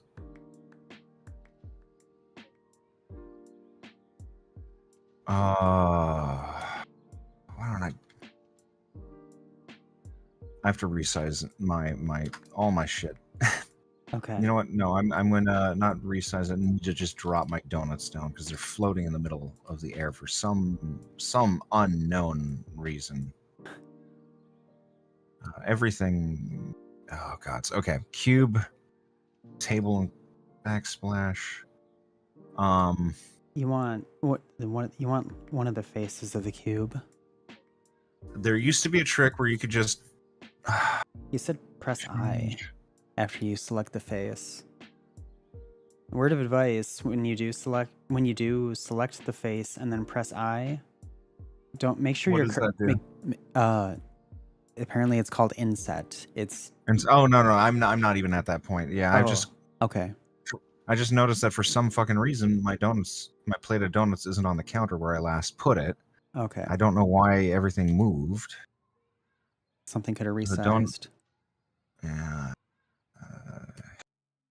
All right, let me try from this angle, from here. G, Z. I'm just gonna bring it up here.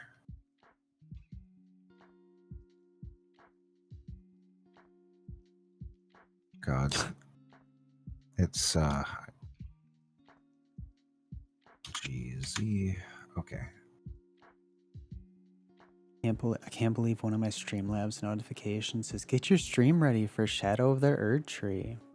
Oh, Are you serious? It's not a notification. It's just an advertisement. Exactly, right? Well, I mean, it's probably like a hint or tip, but it's like, oh my god, you think notification, you think like all these other things that say skipped frames detected, 26% over the last 2 minutes. Like that's a notification. Yeah. Okay, so what are we insetting? Are we insetting the wall? cube? Or a face on the wall, like the left, like just the left side of imagine the room. It's on the left side of the camera. Left side. So on the cube. Yeah. Okay. Pick that and face, and don't have your cursor near the center of the face, because then you can't like move it in very well. And we're just insetting a little bit then. Yeah. Okay. That's what he's doing right now. Yeah, about there. That's pretty good. And now I just delete that face. So again, X and then faces. Awesome. So we should now Oh, so you selected it and now you right click and delete. Okay. Okay. I want to make mine bigger. Whoops, shoot. That's not.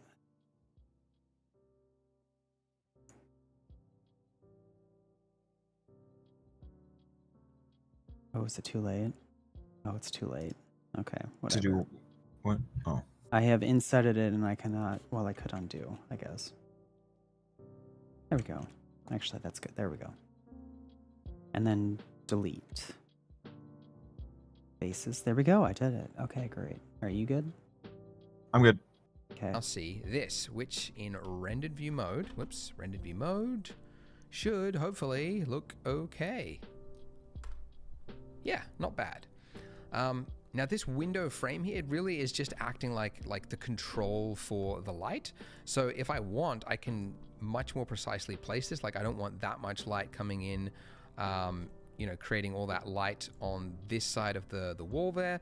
I can also say maybe I need more space here, so that I've got a little bit of darkness so I could put some things in the background without them falling into light. And then this bottom face here, this bottom edge, this is going to control where the light starts in the scene, right? So if it's like all the way down here, then it's, anyways, you get the idea. Just sort of shaping the light. Awesome. And now with the camera selected, I'll just move this down a little bit, angle it up. There we go. Awesome. I mean, you can also just do this in fly mode, shift tilde key, but I like hitting the R tool and then just selecting the axes, and I can just tilt the camera exactly where I want it. Awesome. So much better. We've controlled the skylight, so the skylight is now longer coming in, but we have uncontrolled lighting in the sense that this wall here, that's over here, that is supposed to represent the rest of the kitchen, is hitting and receiving all of that sunlight, and it's just filling in all of this space on the right hand side. And that's not good because we want shadow. Shadow is actually a good thing. It helps reveal form. A lot of new artists, they get scared of shadow. They try and fill everything in and light everything. You do. I mean, some of the light would be reflecting off the wall, though. You get some light. Especially if it's a big white light or big white wall. I'm surprised he's... Wait, are The you... heck? Oh, you are still there. Okay. Yeah. Oh, I just... Did you just undo something you did? No, there's just some weirdness with the fly mode that I'm just kind of dealing with. Okay. I'm not gonna lie, I forgot how to go to the Son camera. of a bitch. How do you get out of fly mode once you're in it? You just left click. Or right. It's Okay. just like anything else. You left click to confirm or right click to cancel. Gotcha. All right. There. Okay. Enable view. Camera to view? No. I literally have forgotten how to. Like, there used to be Oh. tools and controls for. Wait. Anyway. Is it this? No. I have forgotten how Okay. to just go in the camera's point of view. You just a 0 on the keypad. Oh yeah. The numpad, excuse me, the numpad. 0 on the numpad. Why is that not working? Put the menu away, and then maybe I turned off a setting on accident. In here, view. Or I think I want this one on. What are you doing? Camera to view. Lock camera to view. And Why then- do you need to do that? I guess I don't need to do it because that didn't change anything. I swear there was a setting in here in view in this menu right here as soon as that shows up on the stream. I swear there was something he said you had to have selected. I don't recall. I guess, I don't know. Because I'm pressing 0 on the keypad and it's not doing it. Or numpad? Yeah, numpad, that's the word. Numpad. And it's, Is your numpad on? Do you have numblock on? oh, maybe. I did. Okay. And he wants it really zoomed in. There. Now you're looking at it. Yeah. And then you shift tilde, because now you're in camera view. Yeah. I can see the vertices of my plate. Am I in X-ray? You are no, you're just in. I wonder why that is. He said there was a rotate mode too. Yeah. I don't know anything about it. There's a rotate For the tool. camera. Sorry, that was an off. I'm thinking about two things at once. I was thinking about the plate and the camera. He said that he actually just rotates the camera. Dude, my computer can like barely. It's struggling so hard to stream this. I'm getting like 2 frames a second. Okay. Let's see if I can rotate this. What's the next step? Not rotate, wrong word. What are you trying to do? Get it just It looks like you had it in the shot. Yeah. I guess. Oh, you're fucking around. Okay, I see. Well, I guess actually now that I look at it, the wall Yeah, is that looks good. the wall's visible in his too. I don't know. Want shadow. Shadow is a good thing. So all this uncontrolled space is not good. So essentially we need to do just like what you would do in the real world, and that's to create a, like what a photographer would do. They make like a black fill card, right? And that's just to essentially stop bounce lighting from hitting the subject. So it's a good excuse to learn about a new feature. So with the cube selected, if I go to the materials and then hit new, we're gonna keep the white material for everything else, right? White walls. But then I can add another material right underneath this one by hitting the plus button, then adding another material, and I'll call this one black wall. And I actually will change the shader from principled to a much simpler diffuse. What the hell is he talking about? Easier for We already made a new material. Why are we doing? And then this, I'll just change. He has one that's white wall. Change the and color one to that's black? wall. Yeah, he has two. He has 2 materials. He's apparently doing 2 materials. Okay, there's my black wall material. And then let's see. I'm gonna add a white. To the right of. How did he make the second one? To the right of the cube. plus. To the right of the cube, you see the plus and the minus. Oh right, you know, like you got black wall. You got the word black wall. Look to the right. Look at my screen. Yeah. You see it? My cursor's over it. I'm doing that. Oh, wait. Oh, okay. And then, yep. And then from there, you got from it. there, And you then can- new Yep. white wall. Okay. Cool. What are we doing next? Hopefully this time I don't make my white wall black and my black wall white. Is the color to be really dark, almost black. All right, and now in edit mode, I'm gonna go face select. I'm gonna select that one wall that I wanna have the black wall material to. And then here I select it from the material list, black wall, and then hit assign. And importantly, you won't see the assign select, these buttons. They'll only appear when you're in edit mode. Oh wait, so we Where? made the material and now Assign- we're assigning it to a wall. We're assigning it to a face on the cube, and we can't see it, apparently. Yeah, face on the What? cube. That's correct terminology, yes. So hold on. I gotta go back. So I want to make sure he wants the black wall. He brought that edge in. On the right. So if you don't see from the material list, Why did he have the bring black that wall in? material to. And then here I select it from the material list, black wall, and then hit assign. Wait, and assign then to what? and I'm going to select that one wall that I want to have. Yeah, he wants it on the right wall. As I suspected. G, Y. What the fuck? What the fuck? Oh my god. Are you fucking kidding me? Oh, I need to How get is a- Blender fucking up this bad? Okay, hold on. I've only got this edge. Okay, let me just use this then. There. Okay, he wanted this. I wish I could show you what the fuck is going on. Yeah. Why is there rotation when I'm moving it along? What the fuck? Snapping is on, that's why. Oh my god. Ugh. Okay. I'm done being dumb. I'm dumb being done. Oh my god. Please be right. Okay, it is right. Okay. Do I have? Why? Oh, Let's screw get it. Let me this. see if I have it selected. Nope.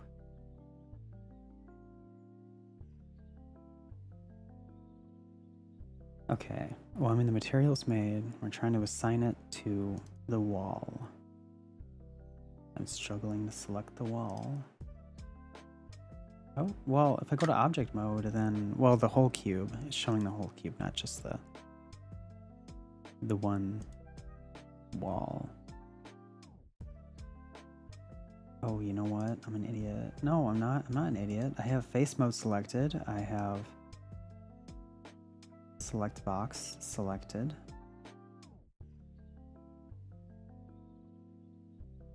I think that side is... No, it's not. What the heck? I'm like the world's worst selector.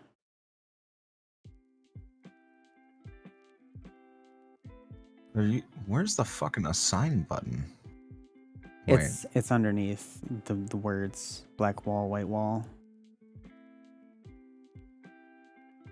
I was hoping it would be per object rather than specifically a face, because I wanted to assign white wall to the object, but then black wall. Oh yeah, it's no, I don't know. It's just not rendering correctly. I guess. Maybe here. Actually, I might have a better time if I switch over. Okay, no, I do have the face selected. Okay, so I should be able to assign black wall then. That should be it. It should just be you hit assign and then it's good. Do I have the wrong face, I wonder?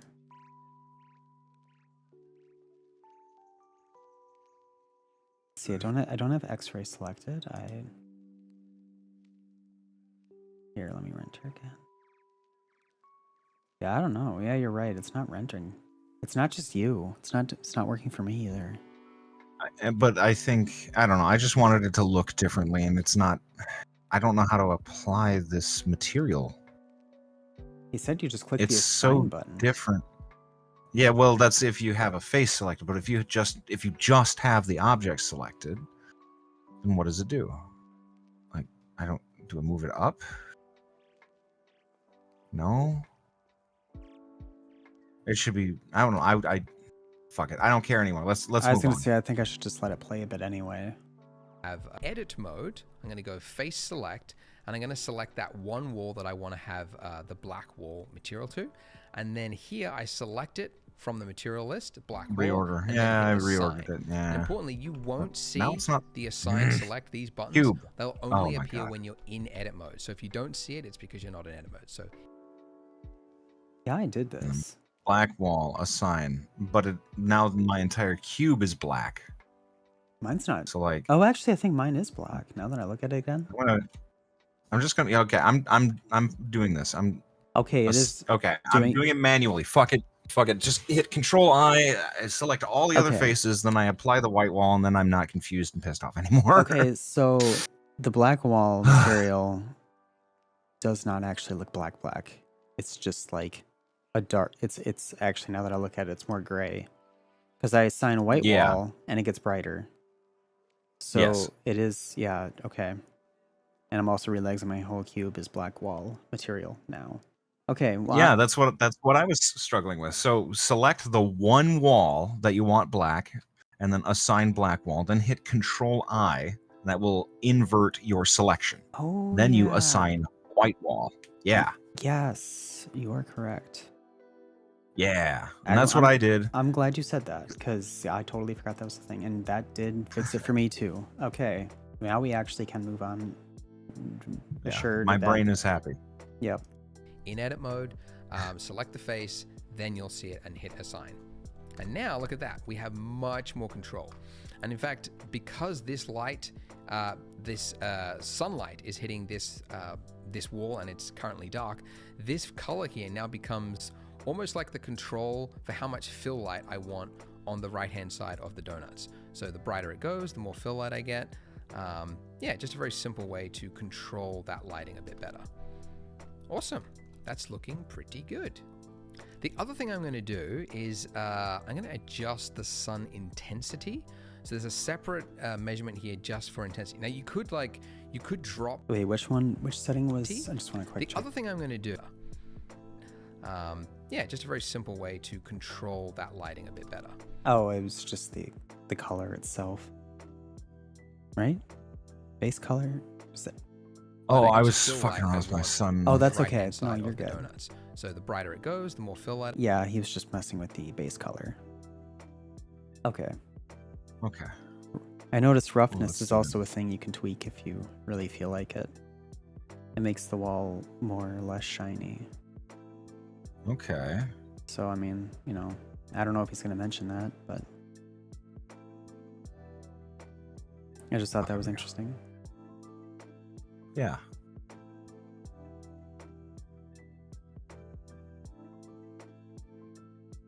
I have no Okay, idea I how think- I have no idea how you're streaming because my computer is like just barely hanging in there. I restart my computer before streams so I get the most VRAM. Oh, I mean, my computer wasn't on all day. I came home and turned it on, and then we did this. Was it sleeping or did you shut it off completely? Oh, I always turn it off. I never put it in sleep mode. Okay. Well, yeah, then I don't know. It's crazy. Okay. I'm just glad yours can do it. Yeah. Well, sometimes it catches up. I don't know. I have like major frame drops. Like I was saying, like I said 44% at one point. Yeah, 41% skipped frames detected. But that was the worst one though. Usually it's like 25%. That you might want to change your bit rate then. Maybe. Yeah, my bitrate is probably higher because usually I don't have this issue. Like I can get away with it, you know, because I'm not rendering during a stream. Yeah, there's definitely that. Yeah. Okay. I'm not super worried about it right now. I'm being honest. Nobody's even watching. So whatever. I got a couple lurkers and that's pretty much it. I'm in the same boat. Yeah. Continue. That I get. Yeah, just a very simple way to control that lighting a bit better. Awesome. That's looking pretty good. The other thing I'm going to do is I'm going to adjust the sun intensity. So there's a separate measurement here just for intensity. Now you could drop the intensity of the whole sky texture as well. But when you do that, it also drops the sky texture, right? And so I found it was like for a while when the feature came out, I was like it was very hard to control. But I realized like if you keep the strength at 1, but then you reduce the sun intensity, you could like, for example, reduce the sun intensity like by a lot and then increase your exposure. And then it's like the sunlight is there, but it's a lot softer, right? It's not like so overbearing. But essentially what I want to do, I'm going to set this sun intensity to 0.5. So it's half of its brightness, but the sky texture has full brightness. So it's just a little, a little less hot essentially. Awesome. Now, 2 things I will show you before we close this tutorial, which can be useful to know. One is how to import a model, okay? Because although as a beginner, it's good to understand modeling tools and know how to build things. When you start building scenes, it's very common, professional artists in I'll bet you $20 he's gonna be like, oh, you got this thing over on Polygon you can grab and put in. Yeah. Okay. It's pretty It's okay. simply just go to fucking file import. Yeah. And then you select the extent. I've done this 1,000 different Honestly, times. I probably could have figured it out myself too. Yeah, right there, import. Like I used to Then they have different use file types. exactly, and FBX, like I I know used to FBX. use Blender for 3D modeling and editing my modeling and creating models back when I was using it specifically for 3D modeling. But yeah, that's it's that simple. Import a model. Um, sometimes they come as whole packages, so they come with textures as well. So you just got to be aware of that. I can already see But yeah, in the thumbnail thing. It's a site, which I mean I just think it's funny. I'm not even mad. I just think it's funny. Yeah, he wants to put this object of his. It's like a bunch of wooden utensils, kitchen utensils in a cup. He just wants to put that in okay. there. He's just showing how to do that. I mean, we don't need to do that. We get that. We get the idea. I didn't know that. I Yeah. didn't know there were that many file types for objects though. The only one I know is FBX because that's a that's a thing I've had to do for VR chat models that I bought. There's Like you buy there's and a you lot. gotta like Yeah. Oh, cool. There's motion capture that we can get. Ooh, scalable vector graphics. Okay. I've never I've done vector work like here and there, but I've never worked with vectors in a 3D space. STL is what all the 3D printing is done in. okay. Well, primarily. Mm-hmm. Um, and X3D extensible 3D. I think that's from 3ds Max. I think that's their file type. That makes sense. I don't remember what file type Maya uses. Yeah, I definitely don't remember. Like that was over a decade. That was like 15 years ago for me. Uh-huh. And I've never used Maya, never really come across Maya, but that's Maya's used more in the film industry than the video game industry anyway. When I was like I got to play with it a bit when I was at I'll just say it, when I was at Stout. Yeah, in college. Yeah, when I like first got out of high school and like I went straight there for like they had just created a game design program. Yeah. Literally that year that I graduated. Okay. Well, okay. Anyway, yeah. End of video, basically. Unless he's got some weird little bits of information that he's going to throw in there, which I kind of doubt. It might be useful to review it, but I don't really see it as being all that critical. We might as well press play and watch it. Yeah, I feel like there's going to be like some random little thing that we wouldn't have known or thought about and be like, oh, okay. To just make use of model libraries, because there is so much you need to model and basically fill in to create a realistic, believable scene. It's just too much for one artist to do. So it's very common to make use of model libraries. So what I want you to do is click the link in the description and you will find this model, the wood utensils, which we're going to put in the background. Oh, it's free. A free model.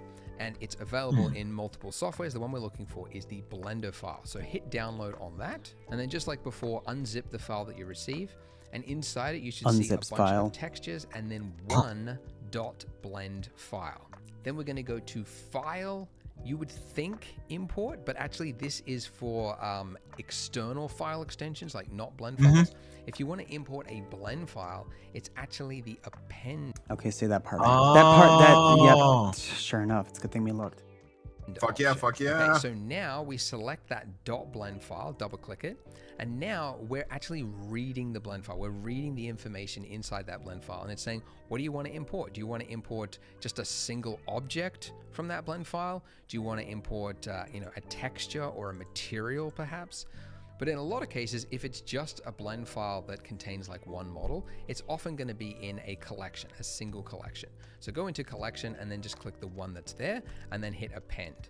And now, even though there is multiple objects as part of this, it's just brought in all of them and it's put it into a collection already, utensils jar 001. So now I'm just going to move this into the back of my scene and that's it. So that's how to import data from one blend file into another. It's going a little slow for me. I'm going to move. That's really simple. And yeah, he's right. You want to get the collection in the background, like that. The other thing I want to show you how to do is how to install an add-on. Because although you might think that's kind of like an advanced user thing, you will very quickly realize that a lot of workflows rely on add-ons. So add-ons are very powerful and there's a lot of them out Okay. there. And it's not actually clear how to install add-ons to beginners. So I thought I would include that. So obviously we're going to use the Polygon add-on.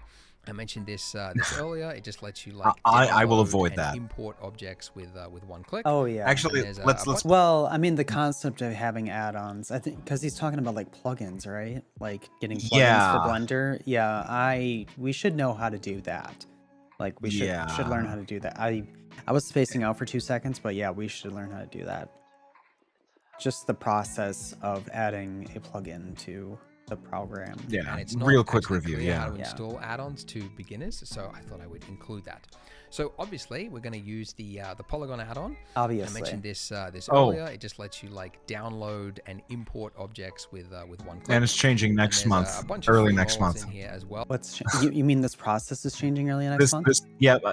My viewer is telling So me it's this- changing early next month. So, so- what we're so- reviewing right now, fuck it. Never Yeah, mind. this is outdated. It's soon to be outdated. Okay. Yeah. All right. You know what? Let's take the opportunity and go to intermission. Yep. Take a little break. Okay. I gotta visit a little boy's room. Yep. I need some Yeah. water. Okay. Well, thank you everyone for watching. We will be back in a few minutes. We're just going to stretch our legs. I encourage everyone else to also have a nice little stretch break. Get up, get a drink, vacate your bowels, ventilate your lungs. I don't know. Before they ventilate you. Before they ventilate you. All right. We'll be right back. All right. Thanks.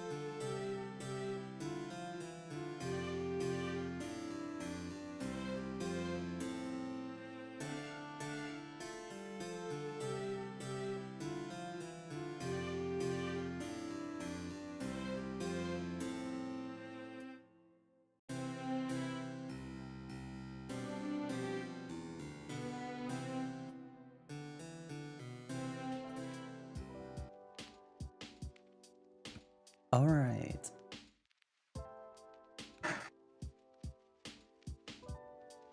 This next one is hypothetically 20 minutes.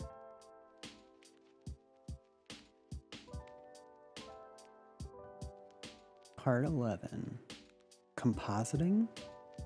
I've never even heard of that term in relation to 3D modeling.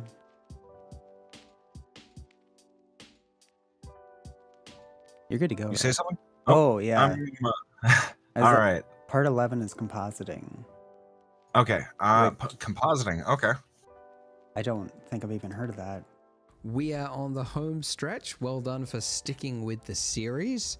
It's a lot of work, a lot to retain, but well done Yeah. for sticking with it. Now, all right. a couple of things Pretty basic. before we jump into compositing, the fun compositing stuff. I noticed a couple of things that I could tweak to the lighting just to improve it. And it's important we do it now because what I hate that now one that I'm looking at his. Like, I hate that I don't have those objects in there.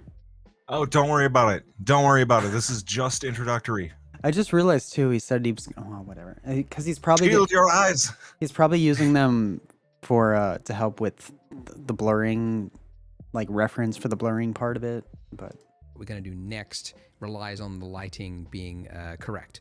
So the first is I noticed that the light rotation, it would be a little bit better if I rotated it so it's almost like a 90-degree, like completely side on to the donuts. Yeah, that's what I did. So that's pretty simple change. The other one I noticed is that I'm getting this like kind of ugly bounce light coming off this, both the plate and the table. So to fix that, I can just move, right? Go into edit mode, edge select mode, select the edge of this window. And then if I just drag it, you'll see that the light just disappears off the front there. And now I have controlled the light. Now the other thing, speaking of control, I noticed looking at this wall, like I was trying to tweak it and just try to improve it, but this is like a huge source of light, right? And so if you look on our donut, it's not very controlled, right? I could either, if I want to fill in this space, I could increase the brightness of that wall, but you can see it throws light just everywhere, and I don't really have any control over it. So, change my mind. Let's not use that as a fill source. Let's just drop the value to 0. So there is now no light coming off of that wall. It is a black void. Okay. Which is actually pretty, I mean, that's like a photographer holding up a black okay, wait. I missed what he did. So I know he did to something with 0. the black So there is wall. now no light. Don't use that as a fill source. Let's just drop the Oh, the value. Okay. Value. Where? Yeah, that's the next question. Is where did he change that? That's in On the wall. the Where? material. Yeah, material. Okay, and then fill source. Where's that? I'm trying to find it here. See what he's talking about. Material. Surface. Wait, right? Wait, what did he say? Or did he say volume? I don't know. Back that ass up. the value to. So change my mind. Let's Oh, not value. use that as a fill source. Let's just Value. drop the value to 0. So there is now no light coming off of that wall. It's preview, probably? No. Ah. No, it's Okay. not preview. Okay. Actually, yeah, where the hell? Where was that? He is. Surface. Well, it was in Oh yeah, base color. you click on color and then wait, my value is on 0. My value is at 0. Well, Oh shit, that's white wall. Fuck me. God damn it. Ah. Value. It is a totally drop up. the value to 0. So there is Black now wall. no light Base coming color. off of that wall. Value. It is a down. black void, which is actually pretty. yeah, I already did that. Yeah, I guess. I didn't I even already had that. Yeah. Except mine still seems brighter than his. I don't know. We'll see. What I about mean, his that's like a alpha? photog- I dropped his alpha. Oh yeah. Well, let's see. Actually, I don't even see alpha for hit. Oh, Nah, put the alpha to 1. I think it's clearer if you turn it to 0. I'm just not gonna fuck with it. if you turn it to 0, it like Roughness. becomes Oh. checkered. Yeah. I'm not sure if that indicates some kind of a transparency or not, so I'm just not fucking with alpha. Yeah. photographer holding up a black fill card next to a face. And instead, excuse me. Okay. Is he just doing this straight for like 3 hours or something? Like, no wonder his throat's drying out. You might Quick have break been. there. 1 second, I'll be Drink right back. Just gonna grab something out of my reach. Okay. Oh.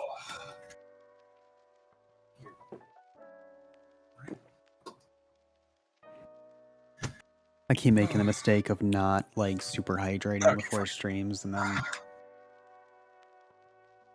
All right, I'm ready. okay. I don't have the same Instead- blackness that he does, but whatever. I don't gonna either, add but in I a don't lamp, care. Okay, so I'm going to shift right mouse click so that I drop it on the ground here in front, to the side, and then I'm going to go shift A, and I'm going to add in not a point lamp, not a sun, but an area lamp. Okay, so this is what it looks like. It's just, it looks like a plane, right? Flat square thing, and it casts it in the direction of that arrow. So I want to rotate it. What did he put in there? A UV sphere? Shift A, and then I don't know. It's giving me Thing mesh right is, away. this I is what it can't looks like. change for some reason. It's Yeah, just, it looks like same. a plane, right? What the Flat fuck? square thing. And it is add in Add. not a point lamp, not a sun, What? but Oh, then I'm gonna go- wait. I'm He in does- edit mode. he Hold does on. oh, you know what? I am too. Shift right click. Shift A for add, and then Yep, now I can select a light. light. What kind of light did he put in? Shoot, did he say point? Oh, let me just. go shift A, and I'm going to add in not a point lamp, not a sun, but an area. An area. Area. Okay. Whoa.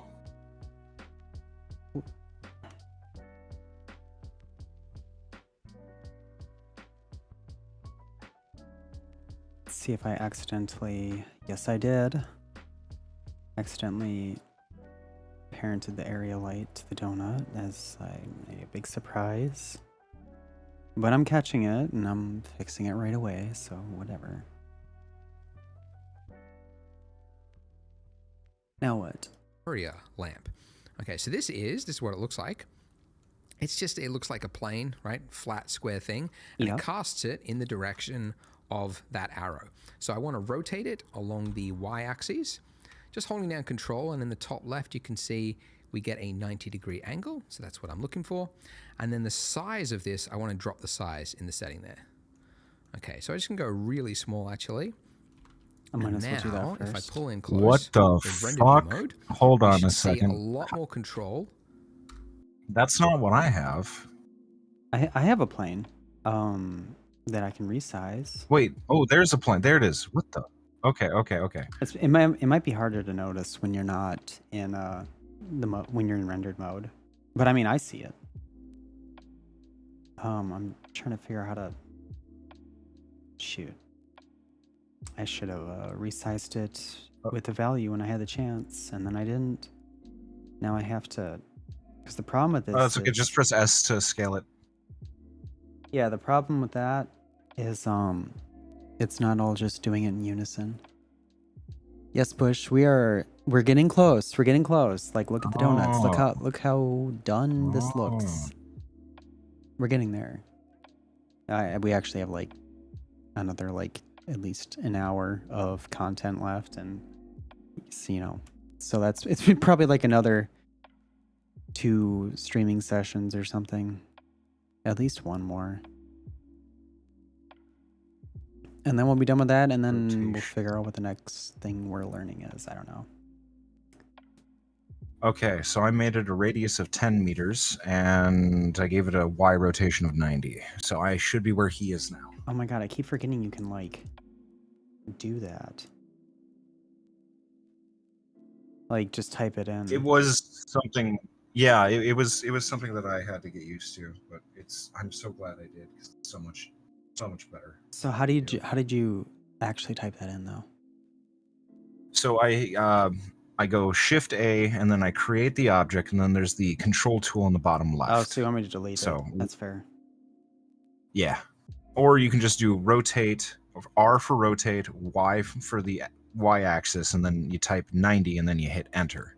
That's true. I was gonna resize it, but I think I'm too. Oh, you were talking about resizing. Yeah. I thought you said rotate. My bad. Resizing, you could just scale it, but you're right. You don't know what happens after scaling because scaling is evil. Never scale unless you have to. Oh, it was like only scaling from like one side. It was like making it skinny one way or the other way. Like it was not. Yep. It was not resizing the whole thing.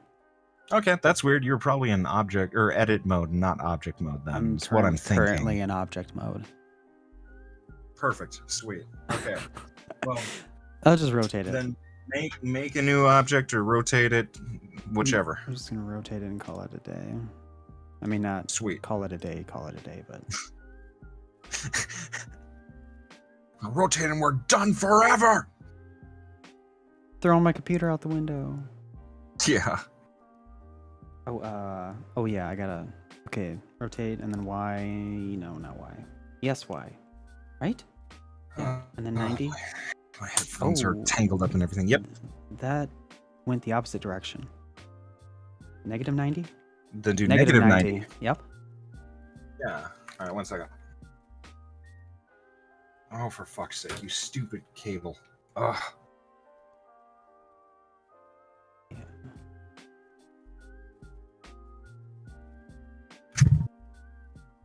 Rotating around, my headphone cables are getting just caught on everything. Oh yeah. Just a minor frustration. Fix it for myself. Anyway, so we've got this area light. Yep. Mine is placed. So I'm gonna hit play. Over where that fill Go light for it. goes. All right, so I can pull it in nice and close. Right. Now that's obviously way too bright, so I'll just now dial that back like so. And I can now pull it forward so that I get the fill light exactly where I want. You know what? I didn't actually see the light.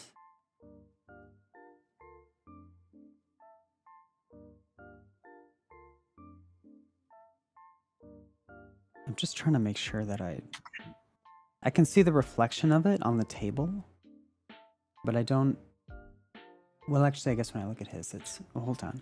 And I Well, we're currently positioning it. Dial that back. Okay, never mind. I mean, I'm seeing what he's oh. saying. It's just his is brighter than mine for some reason.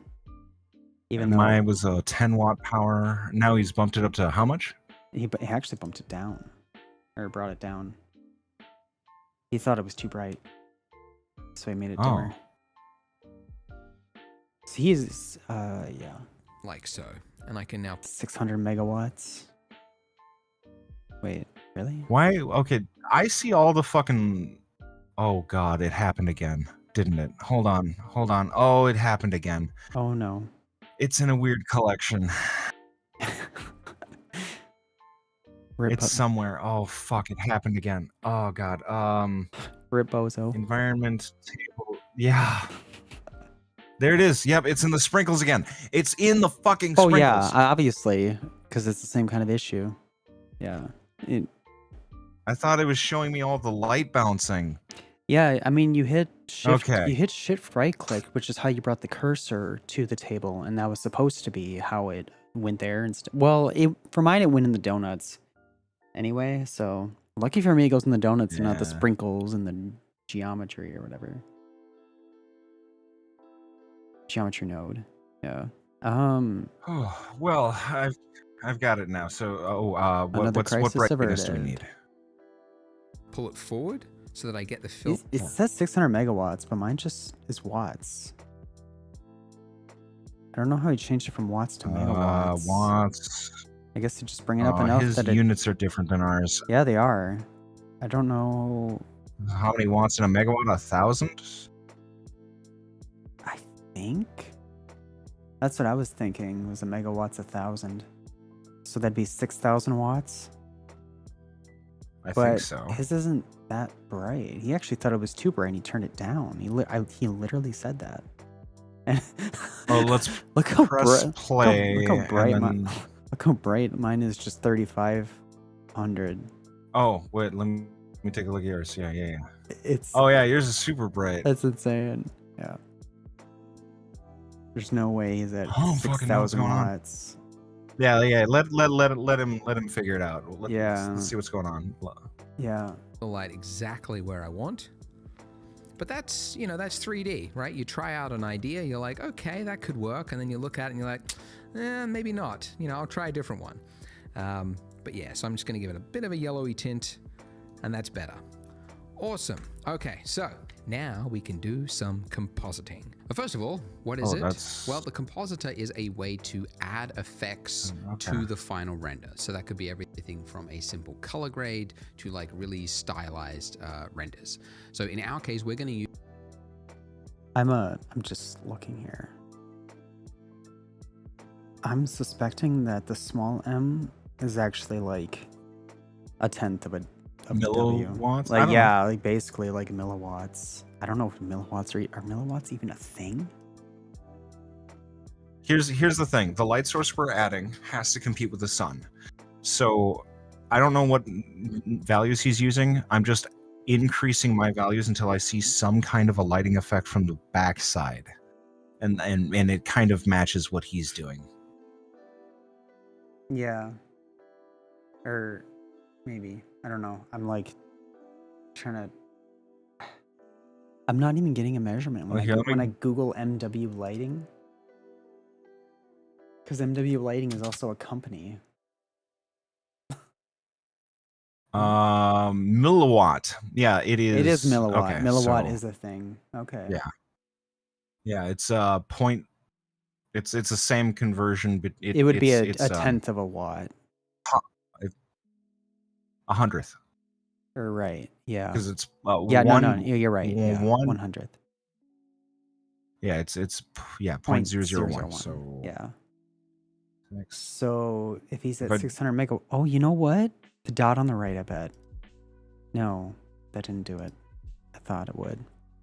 I don't know. I'm wondering how he changed. No, it's in preferences. I was gonna say units of measurements. I was gonna say that reminds me, like, just for future reference and for me too, like, go in settings and change preferences to metric and then 0.1, and then like if you throw it in Unity or something, or you know, it'll like be to proper scale, like, you know what I mean? Because if it's a meter, if the object is a meter and then you throw it in, like, it's gonna be not what you want, probably, you know. So that's what my friend Glitch said, was to point meters, and then, which it already is, and then 0.1. Like, that's your. Wait, Glitch, is your friend Glitch? Does he work at Taco Bell? No, Glitched Lizard. Oh, okay. Then I know a different Glitch. Never mind. I'm just trying to figure out what lighting I want, and what does his look like now? Can you go back to it? What kind of effect did he even have on his donuts? Just a little bit of a backlight? So then maybe 3,000 watts? Sure, I'll go 3,000. That's enough lighting. What's next? Play. Use it to add glare to better emulate a camera. That's really the purpose for this tutorial.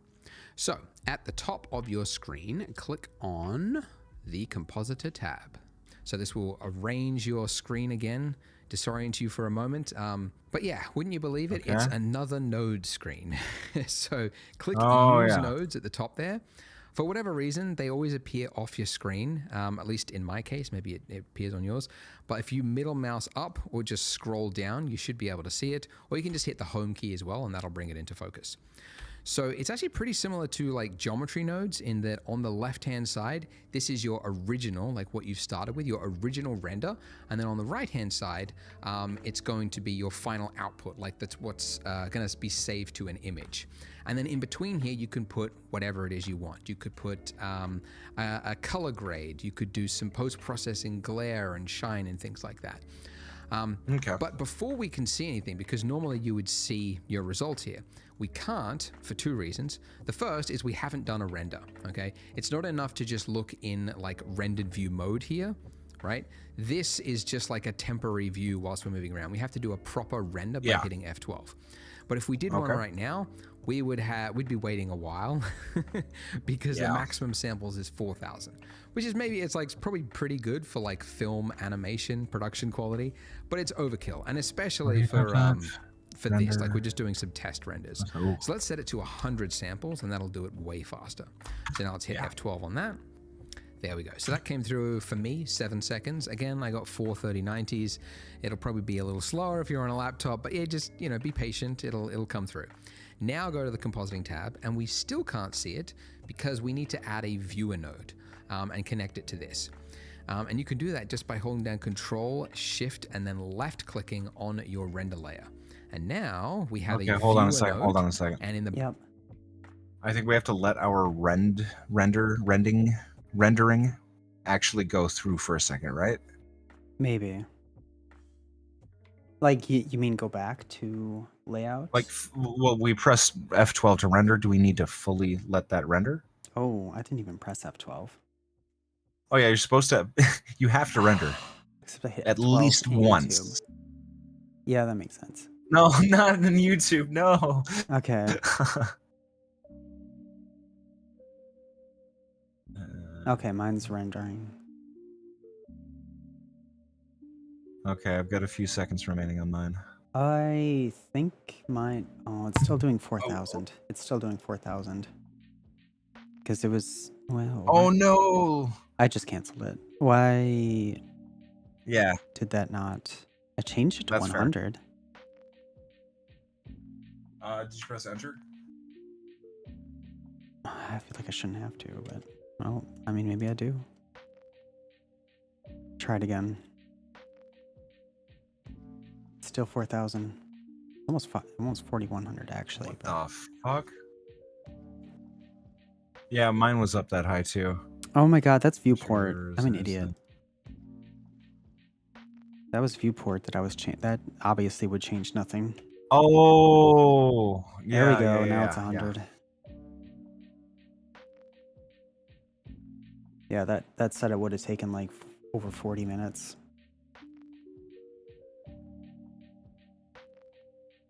Yeah. Although mine after or with 100 cycles told me an hour of rendering, but it did not take an hour. So there's that. Yeah.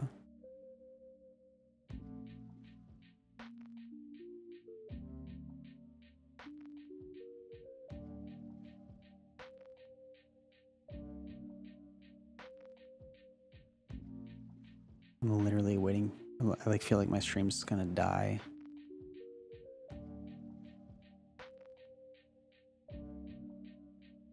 It's so close. There. Okay. I have it. That looks pretty good. Oh, my icing. Yeah, your machine. I'm not sure why. It's there's probably issues with a streaming, setting. but you've got a more. I should. There's no reason I should. Yeah, Huh. there's no reason I should be having issues if you're doing Yeah, just exactly. fine.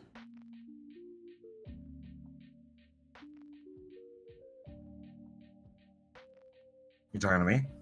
Yeah, I was saying like, yeah, I shouldn't be having any issues if you're doing this just fine. Yeah. But like, Oh yeah, it's- yeah. I guess you can't actually see the result, but it actually looks really good, except for the fact that the icing is clipping through the plate, which I didn't think would be an issue until I see the final product. But whatever. So I have rendered. Okay, and now, what was he saying to do Okay. again? And now he's done a thing. I'm not sure. I forgot at this backlinking point. to this. And you can do that Something said backlicking. the way it cut. just by I holding just- down to add a viewer node and connect it to this. And you can do Well- that just by holding down Control, Shift, and then left-clicking on your render layer. And now we have a viewer node, Sorry, my and in the render background layer. we What? have our render. Oh, So it's taking the image that you rendered and it's putting it in there now. Oh fuck. Well, I closed that. Well, you should do it. Can I It bring seems up seems the like you. old render? Well, oh, well, no, I did close it. Yeah, just hit Control Shift left click on render layers. Click on that square, and it'll just Render bring layers. up. Where's Yeah, render it'll bring it up. layers? It's a node. Shift It's a node. left click. There's what node? You don't see this node on my like What on is my the- on my stream? See this right here? Wait, do you see this? I don't even see my cursor. Oh, I see where you're saying. Okay. So you just click the box itself. All right. Yeah. And it just automatically Okay. puts that in there. Sweet. Okay. So some people Little find awkward, it like but a I little got it. weird to have Yeah. the render in the background. You can move it around just by holding down Alt and then middle mouse button, and then middle mouse button will move your nodes around. So Alt, middle mouse button for the background, and then middle mouse for the nodes. Anyways, as a very quick example, let's do a simple color adjustment. So adjustment, color balance, right? Drop this in here. Now, if you just dropped it into your viewer node, then this You know, I just realized I don't know what Adjustment. What Where are- did he adjustment? God, he goes over his fucking commands in an instant, and it's like, example, let's do a simple color What? adjustment. So Color- adjustment, what? color balance. what do you mean add? How did he do this? Oh my God. I'm not It's seeing okay, this at it's all. Okay. It's okay. Shift Okay. A to add stuff, right? Control A. Middle Now mouse I button now for I've the got nothing. background, and then Let me middle mouse just for watch the it nodes. again. Anyways, as a very quick example, let's do a simple color. Yeah, he's adding. Shift A. Shift A, add Color. color. Adjust. Color adjust. Where? Color, Adjust. Adjust. Oh, and then- What was after that though? Yeah. Color adjustment. adjust. Color So adjustment, balance? color balance. Color balance. Oh my God, that took too long. Okay. Now what? Oh shit. I don't know where he's putting it. Right? Drop this in here. Now, if you just dropped it, The what image? Shoot. Except Yeah, he's putting it with his output image for his render. Okay. yeah. Yeah, that's what he's doing. For the render. Oh wait. It's going to viewer. The heck is Oh, there's a viewer one. Yeah, okay. I got Yeah. it. I got it. into your viewer node, then this would be just what is going to be shown in the background here, but it wouldn't be saved in your render until it went through your composite Yeah, I node. figured. But for just this quick effect, it's good enough. So this is a I kind of missed. I mean, what actually are we doing right now? Is this making an image to send out? Yes. Okay. It's I'm not sure the specifics of it. This we But- we are post processing this image like Yes. Instagram. Okay. graders know exactly what this is, but it's for on the left hand side your blacks, right? Your midtones is in the middle, and the right hand side is your highlights. So if I wanted to make I don't know, like a cooler midtone and then like a warmer highlight, right? And then I don't know, something for the blacks, like make it more green. I don't know, just make something horrible. You could do it here. You could make simple color adjustments. You could do it there.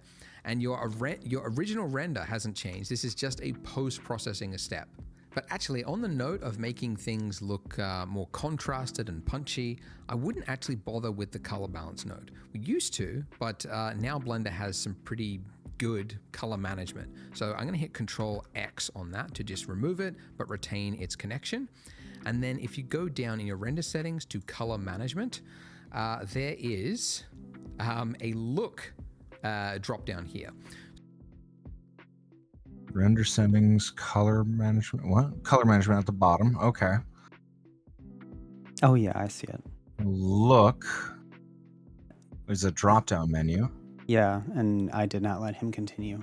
Okay. So if you set this to high contrast, that's exactly the same as like what we were doing there, like trying to like increase the highlights or reduce the midtones. It's a very common thing to try and make something look punchier. And these looks will do that, but do it really well. A lot of people make the assumption that this is like, you shouldn't use these, or it's gonna like mess with the colors in some way. And like other applications, true. A lot of like art apps, they just, you know, you use one of their contrast settings and it just starts like clipping highlights and things. But this was designed by Troy Sobotka, who understands color science and color management. So it's a proper S Awesome. curve. That's You won't really have any fucking clipping cool. Yeah. going on. So I use this all the time. Usually the one I go for is a medium high contrast look, and it just makes a really nice looking result. By the way, just a quick mention, in 4.0, this version of Blender, we switched the view transform to AGX, which creates more realistic looking images, because previously it was on Filmic and it looked like this. And you can see the difference is AGX it just looks more real. But the reason for that is that Filmic was, and actually the same with ACES right now, the film, like the one the Academy, all the people in VFX use and everything, it's got this same problem.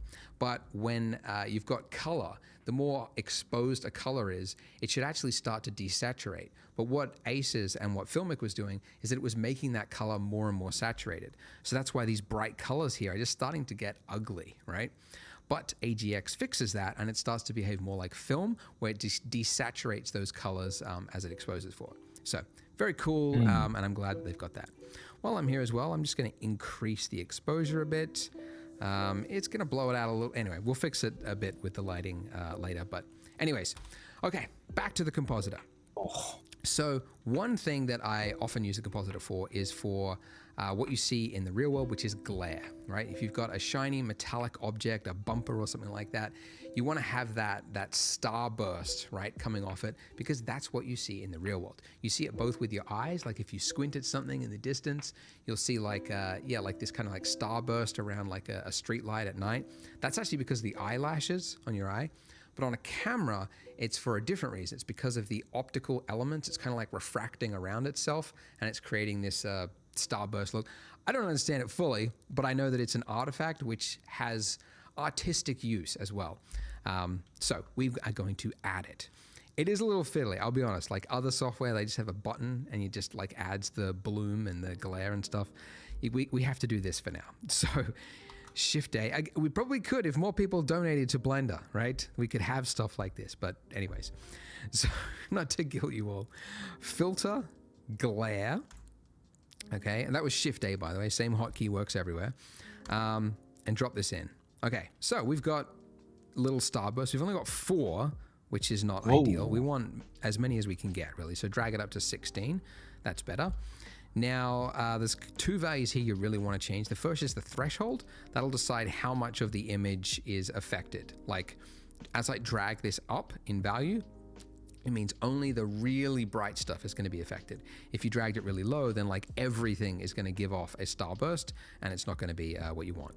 And the other one is the mix value. So if you drag it all the way to 1, then it's going to be just the effect by itself. If you drag it all the way to -1, it's going to be the original render. So if you wanted a nice blend between it, you could go like a -0.9 or something, and then you've got the starburst over the top of the original render.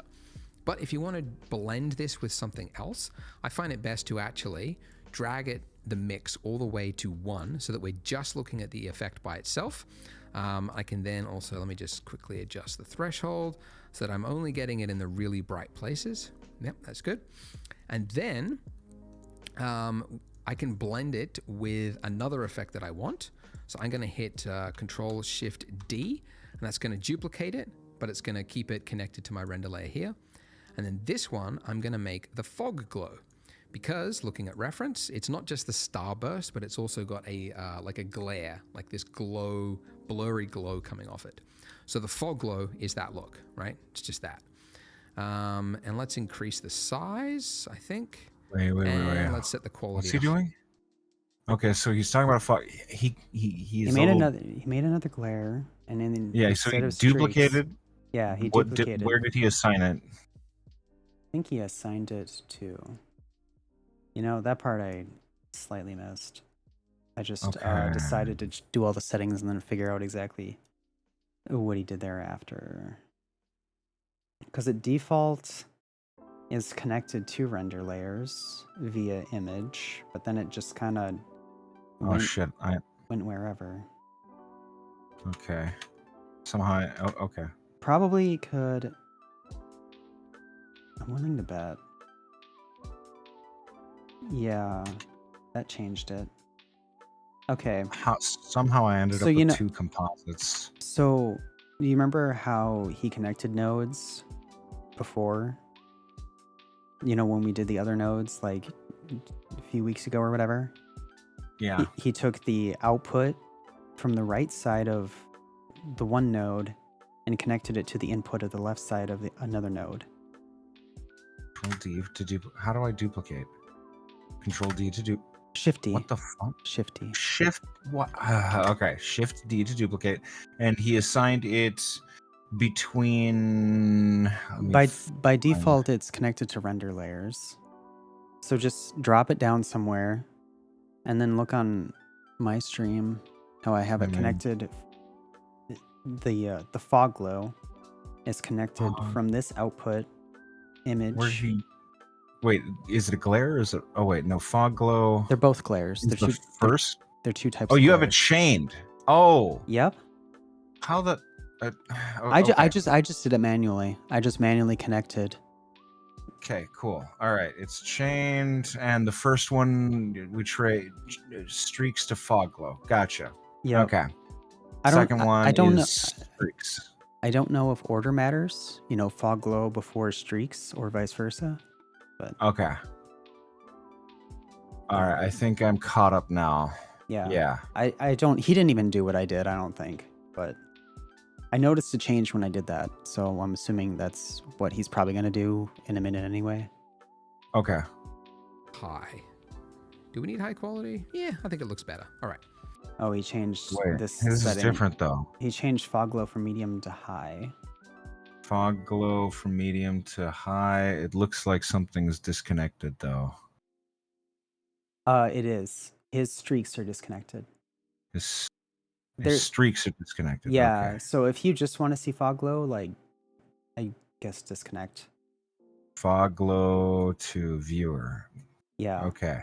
Yeah. If you just want to see that, I'm personally just Okay. adjusting his settings. I'm making a note that that's what you do, but I'm just keeping them And connected then- personally.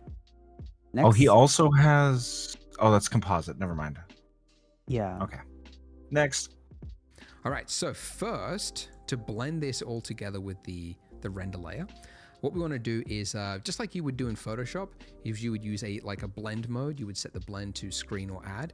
We can do that by blending with Shift A, color, mix color. Okay, so this, we're going to drag in both of our glare effects. And then instead of mix, we're going to set it to add. So that will just basically... Okay, he did differently than One I thought is he would. Image. Oh, I apologize. I had you do something the way that he's not even doing it. you did? Yeah. What? Oh, what happened? I mean, I'm I don't know if it matters. Connecting the dots. What's going Yeah. on? What's the difference? Yeah. What's the difference? Yeah. So look how mine is compared to how his is. Like I had you do things one way, and then he's having us do it a different way. He added in another. Yeah. kind of No, node. I'm copying that. Were there Yeah. like settings or something that are different? I don't think he changed any settings. I think he just Okay, let's continue then. He just plopped it in, and Yeah. yeah. Yeah. I think I'm good. basically I'm ignore good. the Yeah. black values, and it will just take the white values and combine them on the top of each other. All right. Now, the way Blender works, unlike Photoshop, where it's like top to bottom, in this case, it's bottom input up. So this factor value will define how bright the bottom input is. Okay. It's a little weird, I guess, in that respect, but so this is the strength of that bottom input. Yeah. Okay, I probably technically should do this because that's a thing that definitely isn't going to happen if I don't do this. How do you disconnect things? You pulled them off the Yep. Okay. node. Yeah, that was easy. Okay. Put that down there. Image. Wait. Oh, I see what's going on. There.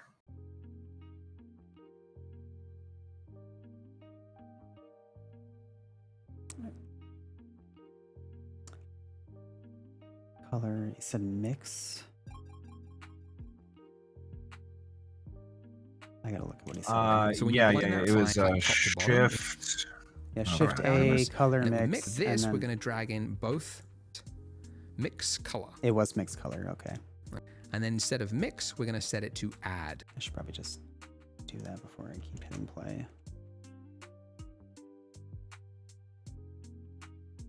Connect that to that. And then move this one down here. I think. Are you just matching him? Yeah. Oh, but not really. I mean, like, I'm matching him, but yeah, I'm just, yeah, that's all I'm doing.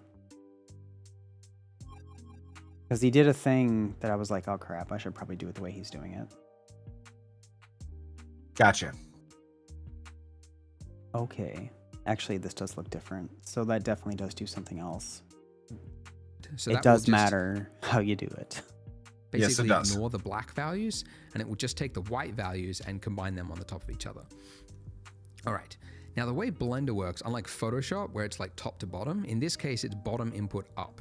So this factor value will define how bright the bottom input is. Okay. It's a little weird, I guess, in that respect, but so this is the strength of that bottom input. Yeah. So when you're blending something and you want to control it, you just put it into the bottom input. So the streaks, it's like it's way too heavy. So I just want to go to like a 0.2 or something like that. Really, really subtle, even lower. Goodness. It's really. You said heavy, the 0.2, streak. but I it's don't know why it is so 0.02. bright. Yeah, Now that was, 0.01. that was probably just he just said that on accident. Gotcha. It's my bad. Okay. But I never want it as bright as it is. Okay, and now to blend it with the original render for my final trick, I duplicate that, drop it in here, and put this into the bottom input, and I'll connect this to my viewer, and then let's set this to a 1. Okay. Fact, he says set this to 1. It's like, dude, speak more clearly. All right, factor of 1. And that's his mix on his composite. Okay.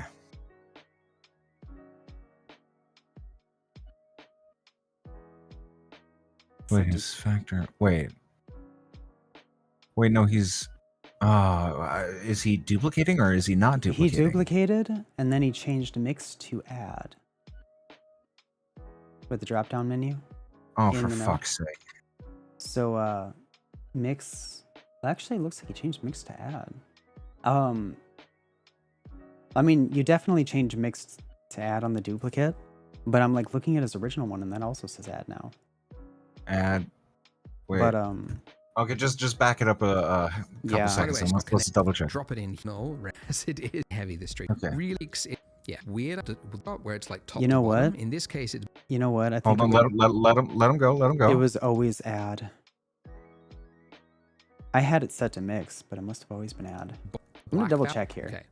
So this we're going Oh, to no, set he it did to change it. add. So that will just Okay. basically Okay. ignore the black values, and it will just take the white values and combine them on the top of each other.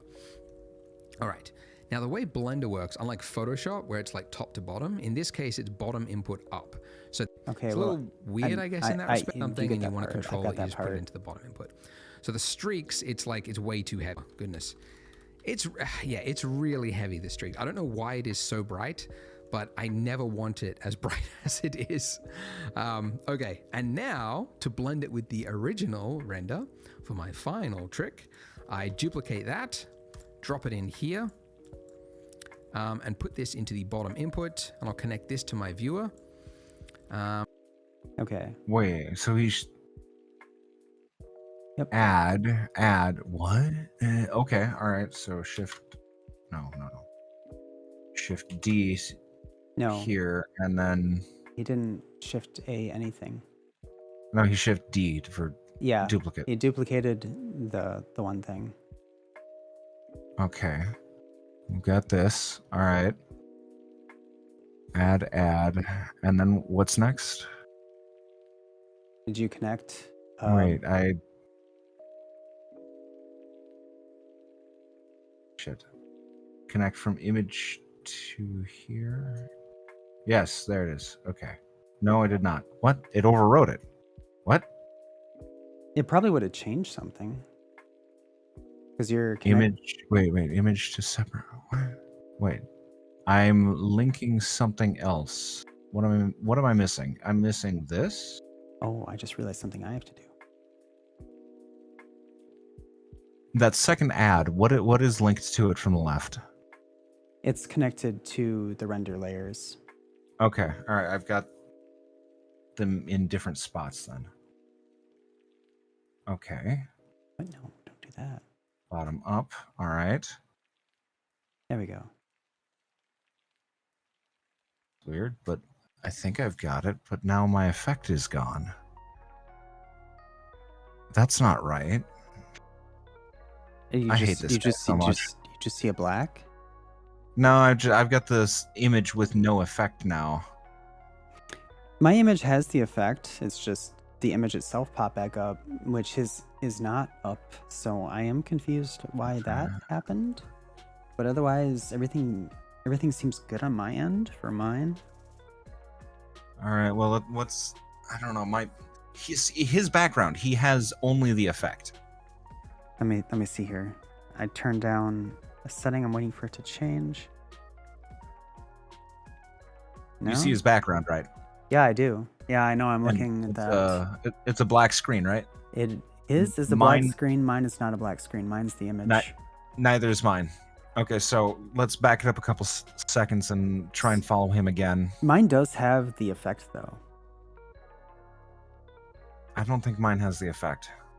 Hmm. Double check and make sure that everything's connected properly. So you have, Can you back up the video a little bit? yeah. And then let's and I duplicate that with the original render. Where exactly do you want it? Right there is good. Okay. For my final trick, I duplicate that, drop it in here, and put this into the bottom input. And I'll connect this to my viewer. And then let's set this to a 1. By the way, so the composite... What to a 1? Wait. There, He sets this right here. This is 1. That's what it is. See, he's going... Yeah, he's just... But now okay.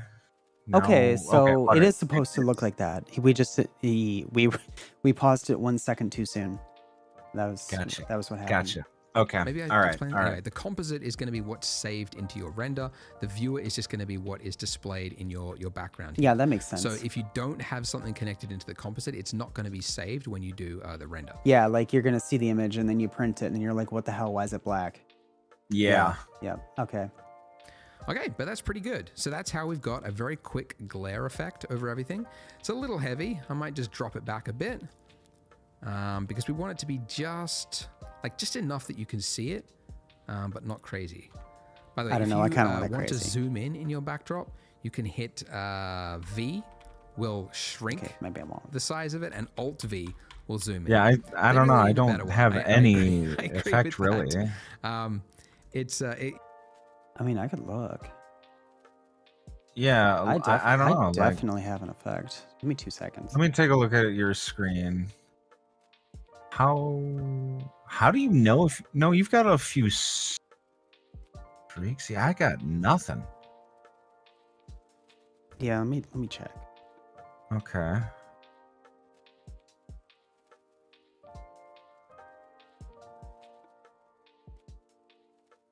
The fuck? Is it this factor? Does this have to be 1? Yeah, this he changed this factor to 1, and now I've got the effects. But it's only a handful of effects. Let me see.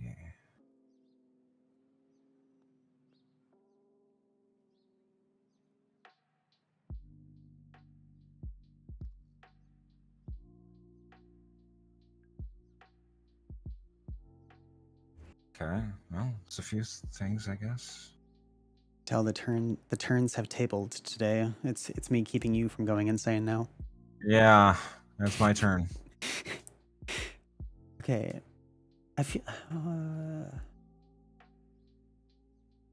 we're not too far from the end here. We'll probably call it good after this video. Okay. it definitely could be better. I think there's, oh, you can control it like that. Okay, so if you hit your viewer node, you've got these little, okay, you can do it like that as well. But yeah, V and Alt V, it's like a keyboard shortcut from the old days of Blender. And anyways, all right. Double check what he was. I think he's talking about resizing the image there. It's you and it definitely better one. I agree. I agree with that. It definitely could be better. I think there's, oh, you can control How you can hit. how Yeah, does it I'm look? going crazy. back. I'm going back. By the way, if you want like just enough that you can see it, but not crazy. By the way, if you want to zoom in your backdrop, you Yes, can he's hit talking about zooming in. V will shrink the size of it, and No. Alt V will zoom in. Okay. They really need a better one. I agree. I agree with V that. and Alt V to zoom in and out. It definitely could be better. I think there's, oh, you can control it like that. Okay, so if you hit your viewer Control node, like what? you've got these Viewer little node? So you can do those hotkeys. He said. There we go. Do Oh, Alt there we V, go. Okay. Or yeah, just click on the viewer and it'll drag it. Except I can't even do that because I can't even see the edges. How did I do it? I just drag and click Yeah, and drag. there we go. I'm just hitting V. And then you click on it, and then yeah, yep, that does work. Just as he said. Now, how does he position it? That part I don't know. okay, you Oh, probably like middle mouse or something. Well, let him Like show it. have it selected, and then yeah, I'll Yep, just can do yeah. it like that as well. But yeah, V and Alt V, it's like a keyboard shortcut from the old days of Blender. And anyways, all right, dial it back. I don't want to go too heavy. Like the thing with post-processing when you're doing stuff in the compositor is you can like, you just get like distracted. You just get like hypnotized by the effect. And it's so common to have a render that a beginner has done that's actually pretty solid, but then they have just really hammed up the post-processing effect. So don't do that. calling me Don't out. get overly obsessed with Yeah. it because Calling me it's out. almost certainly overkill. You just need to dial it back to like less than you're comfortable with, and then it's probably right. Because whilst you're adding it, you get really excited.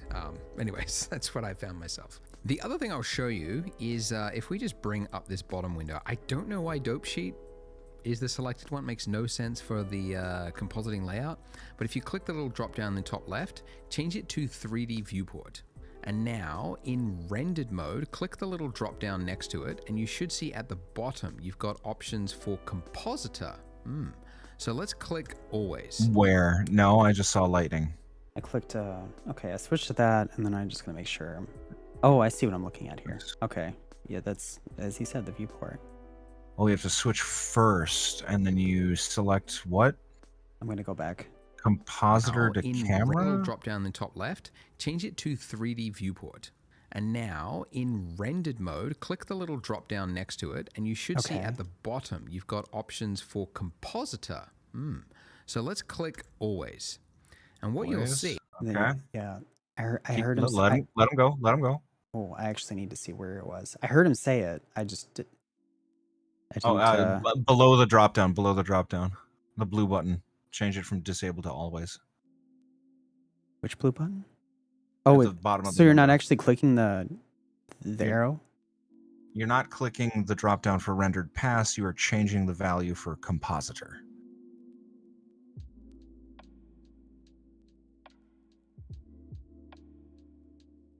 I'm looking. It was literally directly underneath it. Oh shoot, it was. Oh, you're right. Yeah. Oh, always. Okay. All right. I'm gonna click. the bottom, you've got options for compositor. Yeah. So let's click always. And what you'll see is that the compositing effects, what's happening up here, is now being composed live over the top of your viewport. Oh, you know what my problem is? I'm outside. I'm outside the box. I'm like, I'm not seeing any of this. Oh, Oh shoot. Oh my god, what's going on? I need to play mode. Oh, I'm like upside down. I don't think he didn't mention how to rotate with that, did he? You gotta like change out of it. Oh my god. Okay. I've corrected myself. And now get back up here. Okay. Dude, dude, when you're moving it around and it's trying to get samples, it's like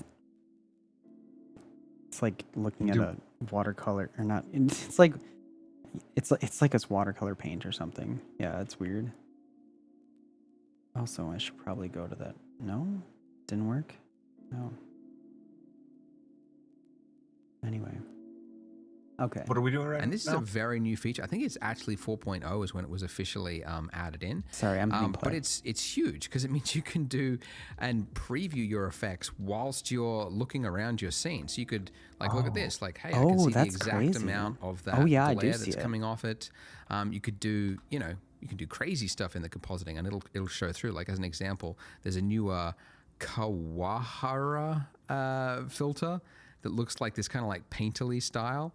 And you can, you can preview it okay. live in the 3D view. It's like I feel like I'm looking at a painting right now, right? That's what I was It's really saying about crazy, just watching it try to that they- render. that you can do this real time. So I'm really glad it's finally in there because it's been talked about for like a year. I think was when it was first previewed. So it's really cool that it's finally in here. So one thing I will use it for actually is to check that the threshold that I've set for the fog and the streaks is actually correct. So I'm going to look through let's go to the streaks. I think streaks is it's a bit slow, but anyways, let's pull in here. And let's just take a look. I might have to add in a little bit. Okay, there we go. I have to add in a little bit of the original render so that I can actually see. But I just want to make sure that it's mostly coming through on the metallic objects. So I might actually try increasing. So you can see as it's like all the way at 0, you're just getting everything is going to get star beams. But then as I increase it slowly, it starts to disappear. And then the only thing that's really getting it is those metallic objects. And that's generally the look that I want to go for. So so I went for a much higher amount threshold for that. Anyways, you could have a different amount for the glow, but I think it's generally one and the same effect. So I think they should have the same threshold.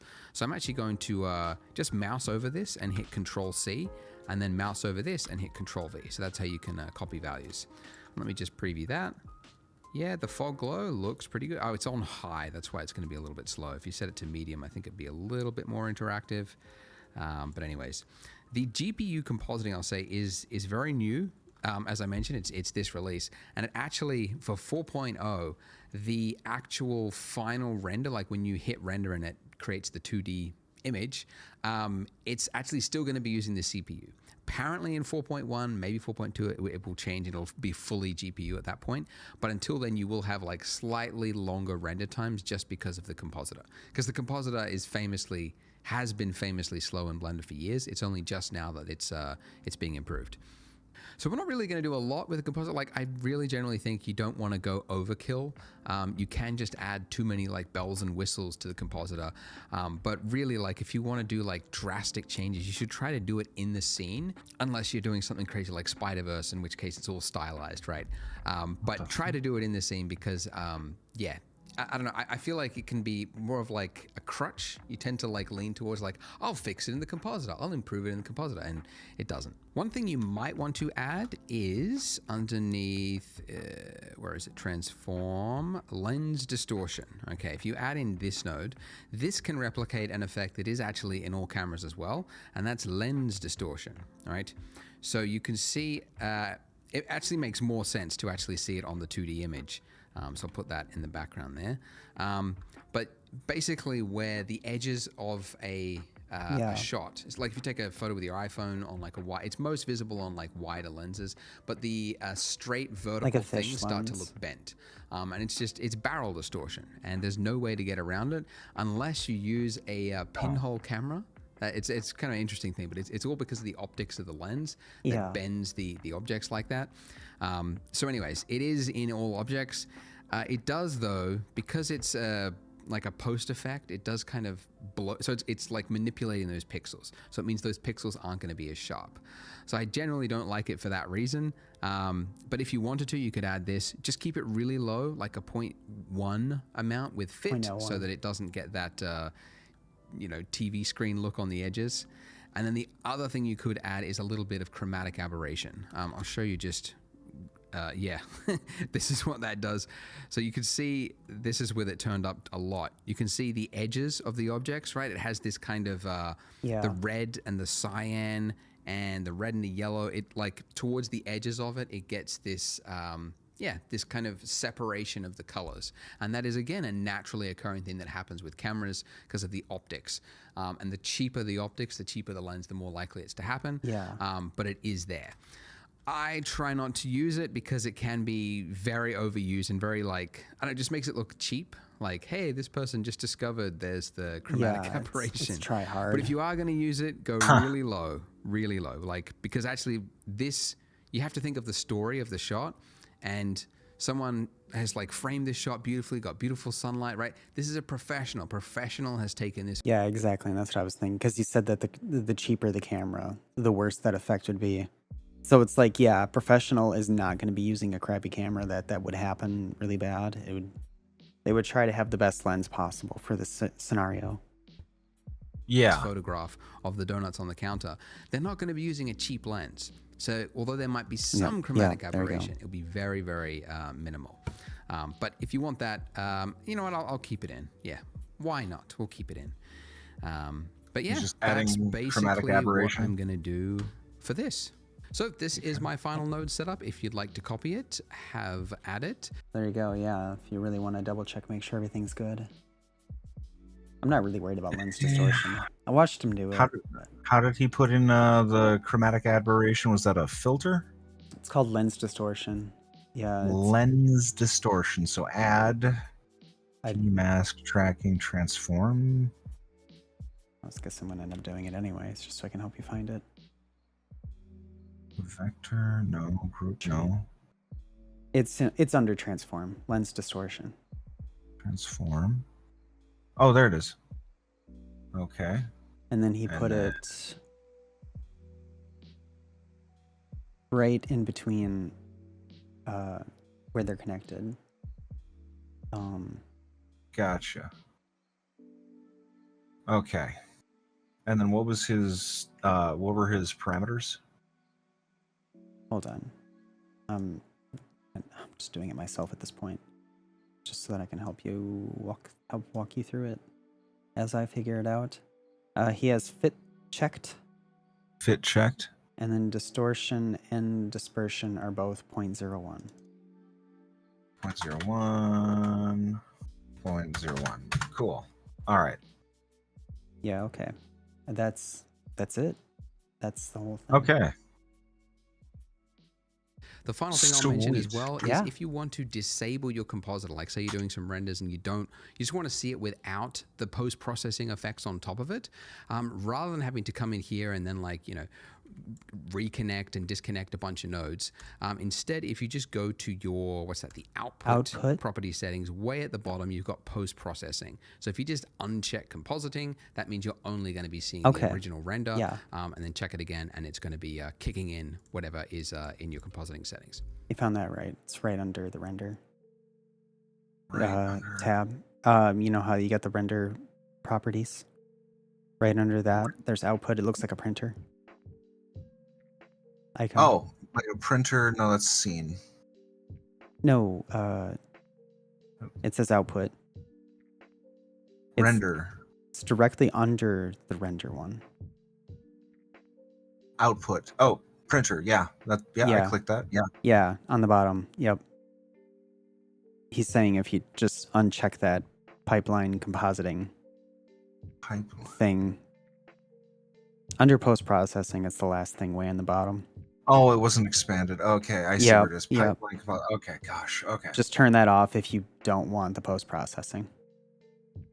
Gotcha. But that's it for this video. Click here to watch the next part, and I will see you there. We will do that next week. Yeah. We're so close. We have 3 videos left. And one of them's... Well, the finale's just pretty short. I don't even know what it is. But yeah. Animation. I wonder. Maybe like a small animation? Yeah. Oh my god, the next one's animation. Oh my god. Apparently, somehow that's only 16 minutes. That's crazy. Ooh. How's the rendering 129 minutes? 15 if it's just watching it render.